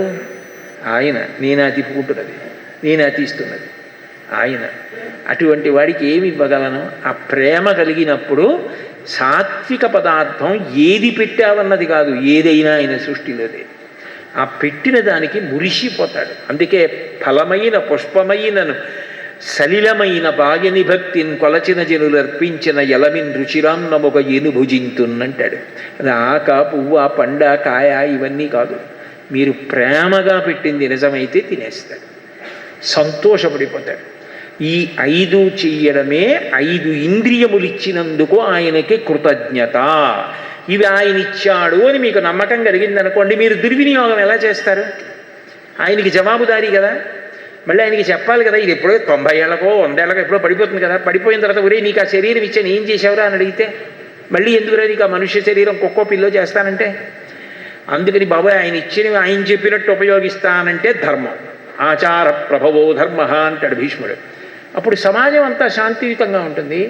శాంతి దేని మీద ఆధారపడింది? నిత్యపూజ మీద ఆధారపడింది. ధర్మం దేని మీద ఆధారపడింది? నిత్యపూజ మీద ఆధారపడింది. సమస్త ప్రాణుల శాంతి దేని మీద ఆధారపడింది? పూజ మీద ఆధారపడింది. పూజ ఎందుకు కేవలంగా ఒక తంతు అయింది? పూజ ఎందుకు మనుషుల్ని పాడు చేసే ఛాందసత్వం అయింది? మనిషిగా బ్రతకడానికి పూజ కారణమైంది. పూజ చేసిన వాడు పూజింపబడతాడు, ఎందుకంటే కృతజ్ఞత ఆ లక్షణం వచ్చింది కాబట్టి. ఒక్క మాట చెప్పి నా ప్రవచనం పూర్తి చేసేస్తాను. ఏం పెట్టావన్నది కాదు ఈశ్వరుడికి, ఎంత ప్రేమతో ఇచ్చామన్నది ఒక్కటే ఆయన చూస్తాడు. అందుకే మీరు పూజ చేసేటప్పుడు సంకల్పంలో ఒక మాట అంటారు, అనయా ధ్యాన ఆవాహనాది షోడశోపచార పూజాం. ఆవాహనాది, ధ్యాన ఆవాహన, ఇవి 2 ప్రధానం. ధ్యానం, నిజానికి భగవంతుడికి రూపం ఏమిటి? మీరు పెట్టారు అలా ఓ రూపాన్ని, అది ఆయన పొందిన రూపాన్ని మీరు అక్కడ పెట్టారు. మీరు ఎలా చూసి పూజ చేస్తున్నానని చెప్తున్నారో ఆ రూపాన్ని ఆయన పుచ్చుకుని తీసుకుంటాడు మీ దగ్గర. అందుకని ఆ ధ్యానం అది ప్రధానం. అది ముందు మనసుతో ఆ రూపాన్ని చూస్తూ చేస్తారు ధ్యానం. తర్వాత ఆవాహనాది, ఇందులో విద్యుత్తు 20 నిమిషాలు ఉంటుందంటే ఎలా? ప్రవచనం అయ్యే వరకు ఉండాలి. అట్లాగే పూజ అయ్యే వరకు అది విగ్రహం నేనేనండి తిరుపతి నుంచి తెచ్చాను అనకూడదు, అది పరమాత్మ అన్న భావన ఉండాలి. భావన ఉండడం ఆవాహన. ఈశ్వర చైతన్యము ఘనమైనది ఆ రూపంలో. ఆ భావన నీకుంటే భక్తి. ఈ 2 ఉంటే మిగిలిన ఉపచారములను అందుకుంటాడు. అసలు అది విగ్రహమే అన్న భావన ఉన్నంతకాలం అవును నేను విగ్రహాన్నే అంటాడు.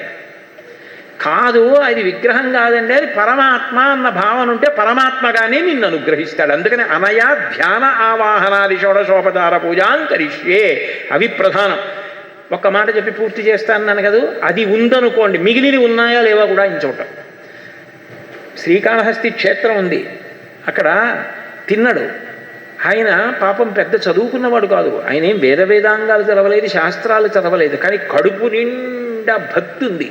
ఆయన శివలింగాన్ని చూశాడు. ఆయనకి అది లింగం కాదు, ఆయన శివుడు. ఆయన లింగం ఎవడో పెట్టాడో పెట్టలేదో, పూజ చేశాడో చేయలేదో అని వెళ్ళిపోలేదు. ఆయనే చాలా ఆకలిగా ఉన్నాడు వేటాడి. ఆయన శివలింగాన్ని చూసి లోపలికి వెళ్ళి ఏమైనా తిన్నావా అని అడిగాడు. ఆయన ఏం మాట్లాడలేదు. నువ్వు ఏం చెప్పవు, ఆకలేస్తోందో ఏమో ఏమైనా పట్టుకొస్తాను, నువ్వు ఎప్పుడు తిన్నావో ఏమిటో ఏమీ చెప్పవు అని వెళ్ళి తను వేటాడినటువంటి ఒక జంతువుని శరీరం కోసి బాగా రుచికరంగా ఉన్నదాన్ని ఆయనకి పెడదాం. కొబ్బరికాయ చిప్ప నైవేద్యం పెట్టడానికి, కొబ్బరి కోరి నైవేద్యం పెట్టడానికి తేడా లేదండి. కొబ్బరి చిప్ప కోతికి పెడతారు, కొబ్బరి చిప్ప అక్కడ పెట్టి నైవేద్యం, పైగా పళ్ళెల్లో కూడా పెట్టకుండా నేల మీద పెట్టి నైవేద్యమా? అదో నైవేద్యమా? అది ఈశ్వరుడు పుచ్చుకుంటాడా? కొబ్బరి చిప్ప ఏమిటి? ఒక్కసారి కొబ్బరి కోరి పెట్టు. శనివారం కొబ్బరికాయ కొట్టడానికి శుక్రవారం తెస్తూనే రేపు కొబ్బరి కోరి శనగపప్పు వేస్తావా, పచ్చడి చేస్తావా అన్నవాడి కొబ్బరికాయ ఈశ్వరుడికి ఎందుకు?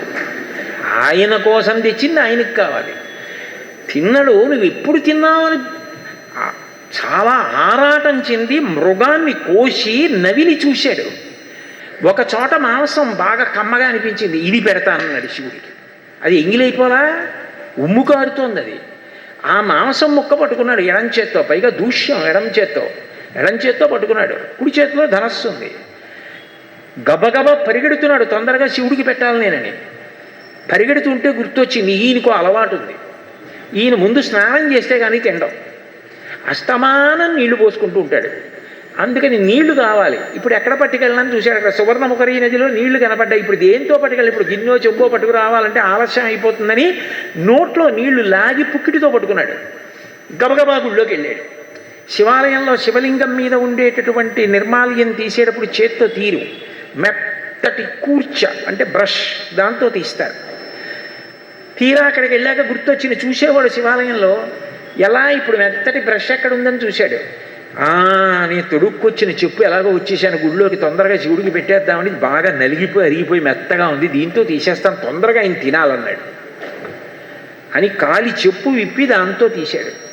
మార్గావర్తిత పాదుకా పశుపతే రంగస్య కూర్చాయతే. శివుడు అన్నాడు, అబ్బా ఇలాంటి కూర్చోపెట్టి ఎక్కడా తీయలేదురా నిర్మాల్యం, అద్భుతం అన్నాడు. నీ తీయచ్చా? తిన్నాడు, కన్నిచ్చాడు, నేను ఇవ్వగలిగితే అలా చెయ్యొచ్చు.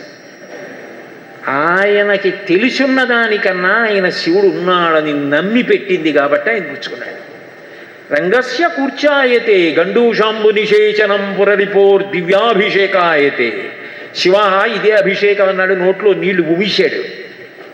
ఏమి అభిషేకం చేశావురా అన్నాడు శివుడు. ఎందుకని ఆయన ఉన్నాడు, తినాలి, స్నానం చెయ్యాలి, ఆయన ఉన్నాడని చేస్తున్నాడు తప్ప అదేదో లింగమండం చేయట్లేదు. కించిత్ భక్షిత మాంసశేష కలడం నవ్యోపహారాయతే. తిని ఎంగిలి మాంసం అక్కడ పెట్టి తింటావా తినవా అన్నాడు. తినకపోతే కొట్టేసుకుంటాను తలకాయ అన్నాడు. నువ్వు తినకుండా నేను తిన్నాన్నాడు. ఊరే నేను ఉన్నానని నమ్మేవురా నువ్వునా? మాంసం ముక్క తీసుకుని తినేశాడు. సువర్ణబాహు లింగంలోంచి చేతులు వచ్చి తినేశాడు. భక్తి కిం నకరోత్యహో వనచరో భక్త్యావతంసాయకే అంటారు శంకర భగవత్పాదులు. భక్తికి లొంగిపోతాడు పరమేశ్వరుడు. ఆ ప్రేమ భావన ఉన్నది పూజ, ఇది లేనిది పూజ ఎందుకు అవుతుంది? తంతు అవుతుంది. ఇది విని దూర్జటి కాళహస్తీశ్వర శతకంలో పద్యం చేశాడు. అది చెప్పకుండా నేను ఉండలేని చెప్తే. అందులో ఆయన అన్నాడు, నీకున్మాంసము వాంచయేని కరువా నీ చేత లేడుండగా, జోకైనట్టి కుఠారముండ అనల జ్యోతుండ నీరుండగా, పాకం బొప్ప ఘటించి చేతి పునుకన్ భక్షింపక పోయి చేచే కొంటెంగిలి మాంసమిట్లు తగునా శ్రీకాళహస్తీశ్వర. శివ నీకు కరువా మాంసం అన్నాడు. నేను ఏదో నా మనవణ్ణి తీసుకుని కౌండిన్య గారి ఇంటికి వచ్చాననుకోండి, ఏదో మా తల్లి 4 లడ్డూలు వాడి చేతిలో పెడితే వాడు 4 తినేసి ఇంకా ఉన్నాయా అత్త అన్నాడు అనుకోండి. అంటే ఒరే నాయన ఏదో పిల్లాడి 4 తిట్టామనుకున్నాను, 4 పెట్టేశాను, ఇంకా లేవంటే వాడు 7 మొదలెట్టాడు అనుకోండి. ఇంకా నన్ను మాట్లాడనివ్వకపోతే నేను వాడిని ఇంటికి తీసుకెళ్ళిపోయి, ఏమిట్రా కరువా, అదేమిట్రా 4 లడ్డూలు తినేసి ఇంకా లడ్డూల కోసం అలా ఏడిచావు అంటాను. అలా అడిగాడు దుర్జటి శివుణ్ణి. నీకున్మాంసము వాంచయేని కరువా. శివ నీకు మాంసం కరువా? నిజంగా నీకు మాంసం అంత కరువు అయితే అదేమిటా తిన్నడు తెచ్చిపెట్టిన ఎంగిలి మాంసం తినడం ఎందుకు? గుడి తలుపులు వేసేశాక నీకు చేతిలో కుఠారం ఉంది, గొడ్డలుంది, ఒక చేతిలో జింక్ ఉంది. నువ్వు ఎక్కడికో వెళ్ళక్కర్లేదు కూడా. ఈ కుఠారం గొడ్డలు పెట్టి జింకనో దెబ్బేసి ఆ మాంసం ముక్క తీసుకుని చేతిలో బ్రహ్మకపాలం ఉంది కాబట్టి అందులో పడేసుకొని, పైనే గంగమ్మ ఉంది కాబట్టి నీళ్లు పోసుకొని 3వ కన్నా అగ్నిహోత్రం మీద ఉడకేసుకొని ఎవరికి తెలియకుండా నోట్లో పడేసుకోవచ్చు. అంతేగాని ఎంగిలి మాంసం తినేసేమిటయా బాబు అంటే దాని అర్థం దిప్పి పొడవడం కాదు. భక్తికి అంత లొంగిపోయావా? నీకున్మాంసము వాంచయేని కరువా నీ చేత లీడుండగా, జోకైనట్టి కుఠారముండ అనల జ్యోతుండ నీరుండగా, పాకం బొప్ప ఘటించి చేతి పురుకన్ భక్షింపక బోయిచే చేకుంటెంగిలి మాంసమిట్లు తగునా శ్రీకాళహస్తీశ్వర. కాబట్టి పూజకి కావలసినది మనసు. ఆ మనసు ఉంటే మీరు ఎన్ని విగ్రహాలు పెట్టారతో కూడా సంబంధం లేదు. 5 శంకరులు చెప్పిన పంచాయతన పూజలో 5టికి 5 సాలగ్రామాలు పెట్టేస్తే చాలు. అవి కూడా ప్రకృతిలో దొరుకుతాయి. గండకి విష్ణు సాలగ్రామం, నర్మదా శివ సాలగ్రామం, శోణభద్రలో విఘ్నేశ్వర సాలగ్రామం, తంజావూరు వెల్లం సూర్య సాలగ్రామం. అట్లాగే అమ్మవారికి సంబంధించింది సువర్ణముఖరిలో లభిస్తుంది. ఇక నేను విడిచిపెట్టిందే ఉంది, శివుడు, విష్ణువు, సూర్యుడు, అంబిక, విఘ్నేశ్వరుడు, శోణభద్ర. ఈ 5 సాలగ్రామాలు ఒక చిన్న పళ్ళెంలో పెట్టుకుని స్నానం చేయించి పూజ చేసి మళ్ళీ తుడిచేసి 5 బరిండ్లో పెట్టి పైన పెట్టేసినా సరే పూజ అయిపోయిందని చెప్పే శాస్త్రాలు నేను కాదు. ఎందుకనంటే నీకు ప్రేమ ఉన్నప్పుడు పూజకి ఎన్ని గదులు ఉన్నాయి, ఎంతంత ఎత్తుంది, ఇవన్నీ కాదు. నీకు ప్రేమ ఉన్నది నిజమైతే ఈశ్వరుడు అవన్నీ పుచ్చుకుంటాడు. తప్ప హంగులు ఆర్భాటాలు ఈశ్వరుడికి ఎందుకండి? అవసరమే, సంప్రదాయం ఉండవలసిందే, ఆచారం ఉండవలసిందే, వద్దని ఎవరు అనరు. అసలు తెలియనప్పుడు ఎవరిని ఎవడకు కావాలి? భక్తి కావాలి. భక్తి లేనప్పుడు ఈశ్వరుడు ఇవన్నీ పుచ్చుకోడు. భగవంతుడికి కావలసినది భక్తి, భక్తుడు. భక్తుణ్ణి అవమానించిన నాడు భగవంతుడు కూడా సహించడు. భక్తుడు కావాలి, భక్తి కావాలి.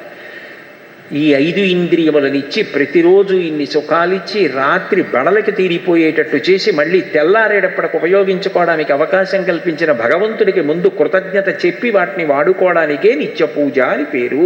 ఇప్పుడు ఇవి వద్దని ఎవరంటారు? నిత్య పూజ నాకు వద్దండి అని ఎవరైనా అంటారా? నిత్య పూజ చెయ్యనంటే వాడు కృతజ్ఞుడైపోతాడు, చేస్తే కృతజ్ఞుడైపోతాడు, విద్వాంసుడైపోతాడు, పూజనీయుడైపోతాడు, అంతటా బ్రహ్మమును చూడగలిగిన వాడైపోతాడు. మనుష్య జన్మ ప్రయోజన సిద్ధికి కారణము నిత్య పూజ. అంత గొప్పది నిత్య పూజ. సరే, పెద్దలు నన్ను పిలిచి దేని గురించి అయినా మాట్లాడు అంటే ఒక రోజులో కొద్దిగా ఏదైనా నలుగురికి పనికొచ్చే విషయంగా ప్రతిపాదించడానికి నిత్య పూజ బాగుంటుందేమో అనుకున్నప్పుడు దాని గురించి మాట్లాడమంటే మాట్లాడాను. కానీ ఇప్పటికే 8:45 అయింది. మీరు ఇళ్లల్లోకి వెళ్ళి పలహారం చెయ్యాలి కాబట్టి, నేను వెళ్ళి చెయ్యాలి కాబట్టి మిమ్మల్ని ఇలాగే నిర్బంధించి వింటున్నారు కదా అని మాట్లాడడం మర్యాద కాదు. దేశకాలానువృత్తిశ్చనయశ్చ నయ పండిత అంటాడు సుగ్రీవుడు. దేశకాలములు తెలిసి ప్రవర్తించాలి. అందుకని ఇక్కడతో నా ప్రవచనాన్ని పూర్తి చేస్తూ, మీ అందరూ నా మీద ఇంత ప్రేమాభిమానాలు చూపించినందుకు, ఇంతసేపు ఇంతంత గౌరవ స్థానాలను పొందినవారు కూడా అంత వినయంతో, అంత మర్యాదతో కూర్చుని విన్నందుకు మీ అందరికీ నా హృదయపూర్వక కృతజ్ఞతలు తెలియచేస్తున్నాను. నేను స్వతంత్రించి ఒక్క విషయం చెప్తున్నాను. నిర్వాహకుల అనుమతి తీసుకోలేదని దయచేసి అనుకోకండి. ఈ అక్టోబర్ 25, 26, 27 తేదీల్లో ఒక అద్భుతమైనటువంటి ప్రయోగాన్ని ధర్మవర్ధిని అని ఒక సంస్థ తరపున చేస్తున్నాం. అది నిస్వార్థమైన సంస్థ, అదేమి డబ్బుల కోసం చేసేది కాదు. అసలు అటువంటి సంస్థల జోలికి నేను వెళ్ళను కూడా. ఎందుకంటే నేను ఇన్ని వేల ప్రసంగాలు చేశాను, కానీ ప్రసంగాలకి తాంబూలాలు నేను ఎప్పుడూ పుచ్చుకోలేదు. నేను పుచ్చుకునేది అది కూడా నేను రిటైర్ అయిపోయిన తర్వాత ఇన్ని ఊళ్ళు వెళ్ళలేను కాబట్టి దారి ఖర్చులు ఒక్కటే పుచ్చుకుంటూ ఉంటాను. అది ఆ ధర్మవర్ధిని 25వ తారీఖున గంగావతరణం షణ్ముఖోత్పత్తి మీద పరిచయ ప్రసంగం ఉంటుంది. 26వ తారీఖున నిజానికి రామాయణాన్ని రచించినప్పుడు వాల్మీకి మహర్షి దాన్ని గానం చేయమని చెప్పారు. లవకుశులు గానం చేశారు. అపూర్వంగా గర్భిణీ స్త్రీలకి కూడా ఎంతో మంచిది కాబట్టి వినడం. 26, 25 పరిచయ ప్రసంగం చేస్తాను దాని గురించి. 26, 27 గంగావతరణము, షణ్ముఖోత్పత్తి, గానము, వ్యాఖ్యానము, వీణ, మూడిటి మీద కార్యక్రమం జరుగుతుంది. అంటే రామాయణం ఎలా వినాలని వాల్మీకి కోరుకున్నారో అలా చెయ్యాలి అని కోరిక. అందుకని 3 రోజుల కార్యక్రమంగా ఉంటుంది. మీరు ఈ పట్టణంలోనే ఉన్నారు కాబట్టి, నేను ఇక్కడికి వచ్చాను కాబట్టి మీ అందరికీ నేను వ్యక్తిగతంగా ఆహ్వానం అందజేసినట్లు భావించండి. 25, 26, 27 తేదీల్లో సాయంకాలం 6:30 ఉంటుంది. మీరు 6:15కే వస్తే మీ స్థానాల్లో కూర్చోవచ్చు. కాబట్టి ఇది ఆహ్వానంగా భావించవలసిందిగా కోరుతూ, మీ అనుమతి లేకుండా ప్రకటించినందుకు మన్నించవలసిందిగా కోరుతున్నాను. అట్లాగేనండి. సత్యసాయి నిగమాగమంలో ఉంటుంది ఈ కార్యక్రమం. కాబట్టి ఇది తెలియచేశాను. మీ అందరికీ వేరొక్కసారి నా హృదయపూర్వక కృతజ్ఞతలు తెలియచేస్తూ, మంగళాశాసనపరై మదాచార్య పురోగమై సర్వైశ్చ పూర్వైరాచార్యై సత్కృతాయాస్తు మంగళం. మంగళం కోసలేంద్రాయ మహనీయ గుణాత్మనే చక్రవర్తి తనూజాయ సర్వభౌమాయ మంగళం. ఉమాకాంతాయ కాంతాయ కామితార్థప్రదాయినే శ్రీగిరీశాయ దేవాయ మలినాథాయ మంగళం. సర్వం శ్రీ ఉమామహేశ్వర పరబ్రహ్మార్పణమస్తు. స్వస్తి.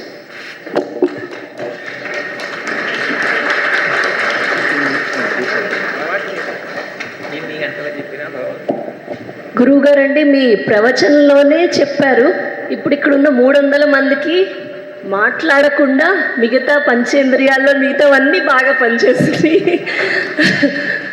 మిమ్మల్ని అభినందించడానికి, సత్కరించడానికి పెద్దలు కౌండిన్య గారు, ఎంఎన్ రావు గారు, ఇతరాజులు గారు, రామ్మోహన్ రావు గారు, చౌదరి గారు, రమా గారు వేదిక మీదకి ఆహ్వానిస్తున్నాను.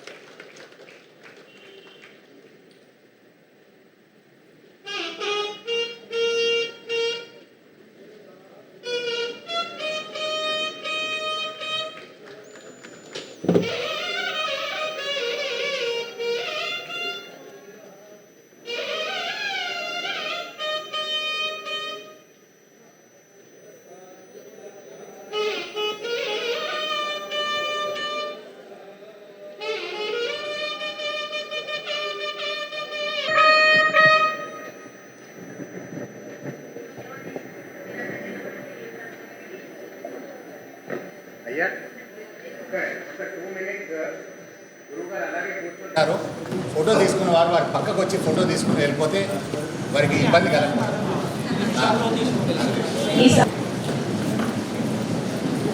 చాగంటి కోటేశ్వరరావు గారి బాధ్యతను నమస్కరిస్తూ వారి యొక్క ప్రజెన్స్ మనకి ఎంతో అద్భుతమైన అవకాశం. ఈ రోజున మైహోం నవదీపాంత ఇక్కడే ఉన్నట్టుగా అనిపిస్తోంది. వారి యొక్క ప్రవచనాలు విన్న వాళ్ళు ఇక్కడ చాలా మంది ఉంటారు, కానీ వారి యొక్క అద్భుత ధారణ, అద్భుతమైనటువంటి ప్రజ్ఞ, వారి యొక్క అనేకమైనటువంటి శాస్త్రాల మీద, పురాణాల మీద వారినటువంటి జ్ఞాన సంపద, భగవత్ సంకల్పం, భగవత్ కృప, సరస్వతి వారి నాట్యం ఆడుతుంది. మీలో కొంతమంది వారు తిరుపతిని గురించి ప్రవచించినప్పుడు వినే ఉంటారు. వారు మాట్లాడుతున్నప్పుడు తిరుపతిలో ఉన్నట్టే ఉంటుంది, అంత చక్కగా చెప్తారు. ఆ విధంగా అటువంటి గొప్ప వ్యక్తి మన దాకా రావడం, ఈ యొక్క కార్యక్రమం మొత్తానికి ఆలోచించిన వాళ్ళు మన అన్నరావు గారు. గంటిపాటి వారి ఉపన్యాసం తర్వాత సాయంత్రి వారు ఉండాలనేటువంటి ఆలోచన శ్రీ ఎన్ఎన్ రావు గారికి రావడం, దాన్ని అదే తదనుగుణంగా కౌంటనే గారు దాని గురించి ప్రయత్నించడం, ఈరోజు ఈ కార్యక్రమం సాకారమైంది. వారికి వారందరికీ కూడా మన కృతజ్ఞత పూర్వక నమస్కారాలు. ముఖ్యంగా చాగంటి కోటేశ్వరరావు గారికి ఆధ్యాత్మిక సోదరి సంతరిస్తుంది. ఈ కార్యక్రమంలో చాగంటి వారు భారతీయ సంస్కృతి సంప్రదాయాలను, మన భారతీయ సనాతన ధర్మం ప్రకృతితో ఏ విధంగా సమన్వయం చేసుకుంటూ విశేషమైన మానవ జన్మ కృతజ్ఞతతో ఏ విధంగా తరించాలి, ఆ నిత్య పూజా విధానాన్ని కృతజ్ఞతగా మనకి వీధుల విధుల విషయాన్ని వివరించడం జరిగింది. మనందరం ఈ వినాయక నవరాత్రి సందర్భంగా అందరం నిత్య పూజా విధానాన్ని కృతజ్ఞతాపూర్వకంగా ఏ విధంగా సమర్పించాలి అనే ప్రయత్నాన్ని మనందరం ప్రారంభించే ప్రయత్నం కూడా చేద్దాం. అందరికీ నమస్కారం.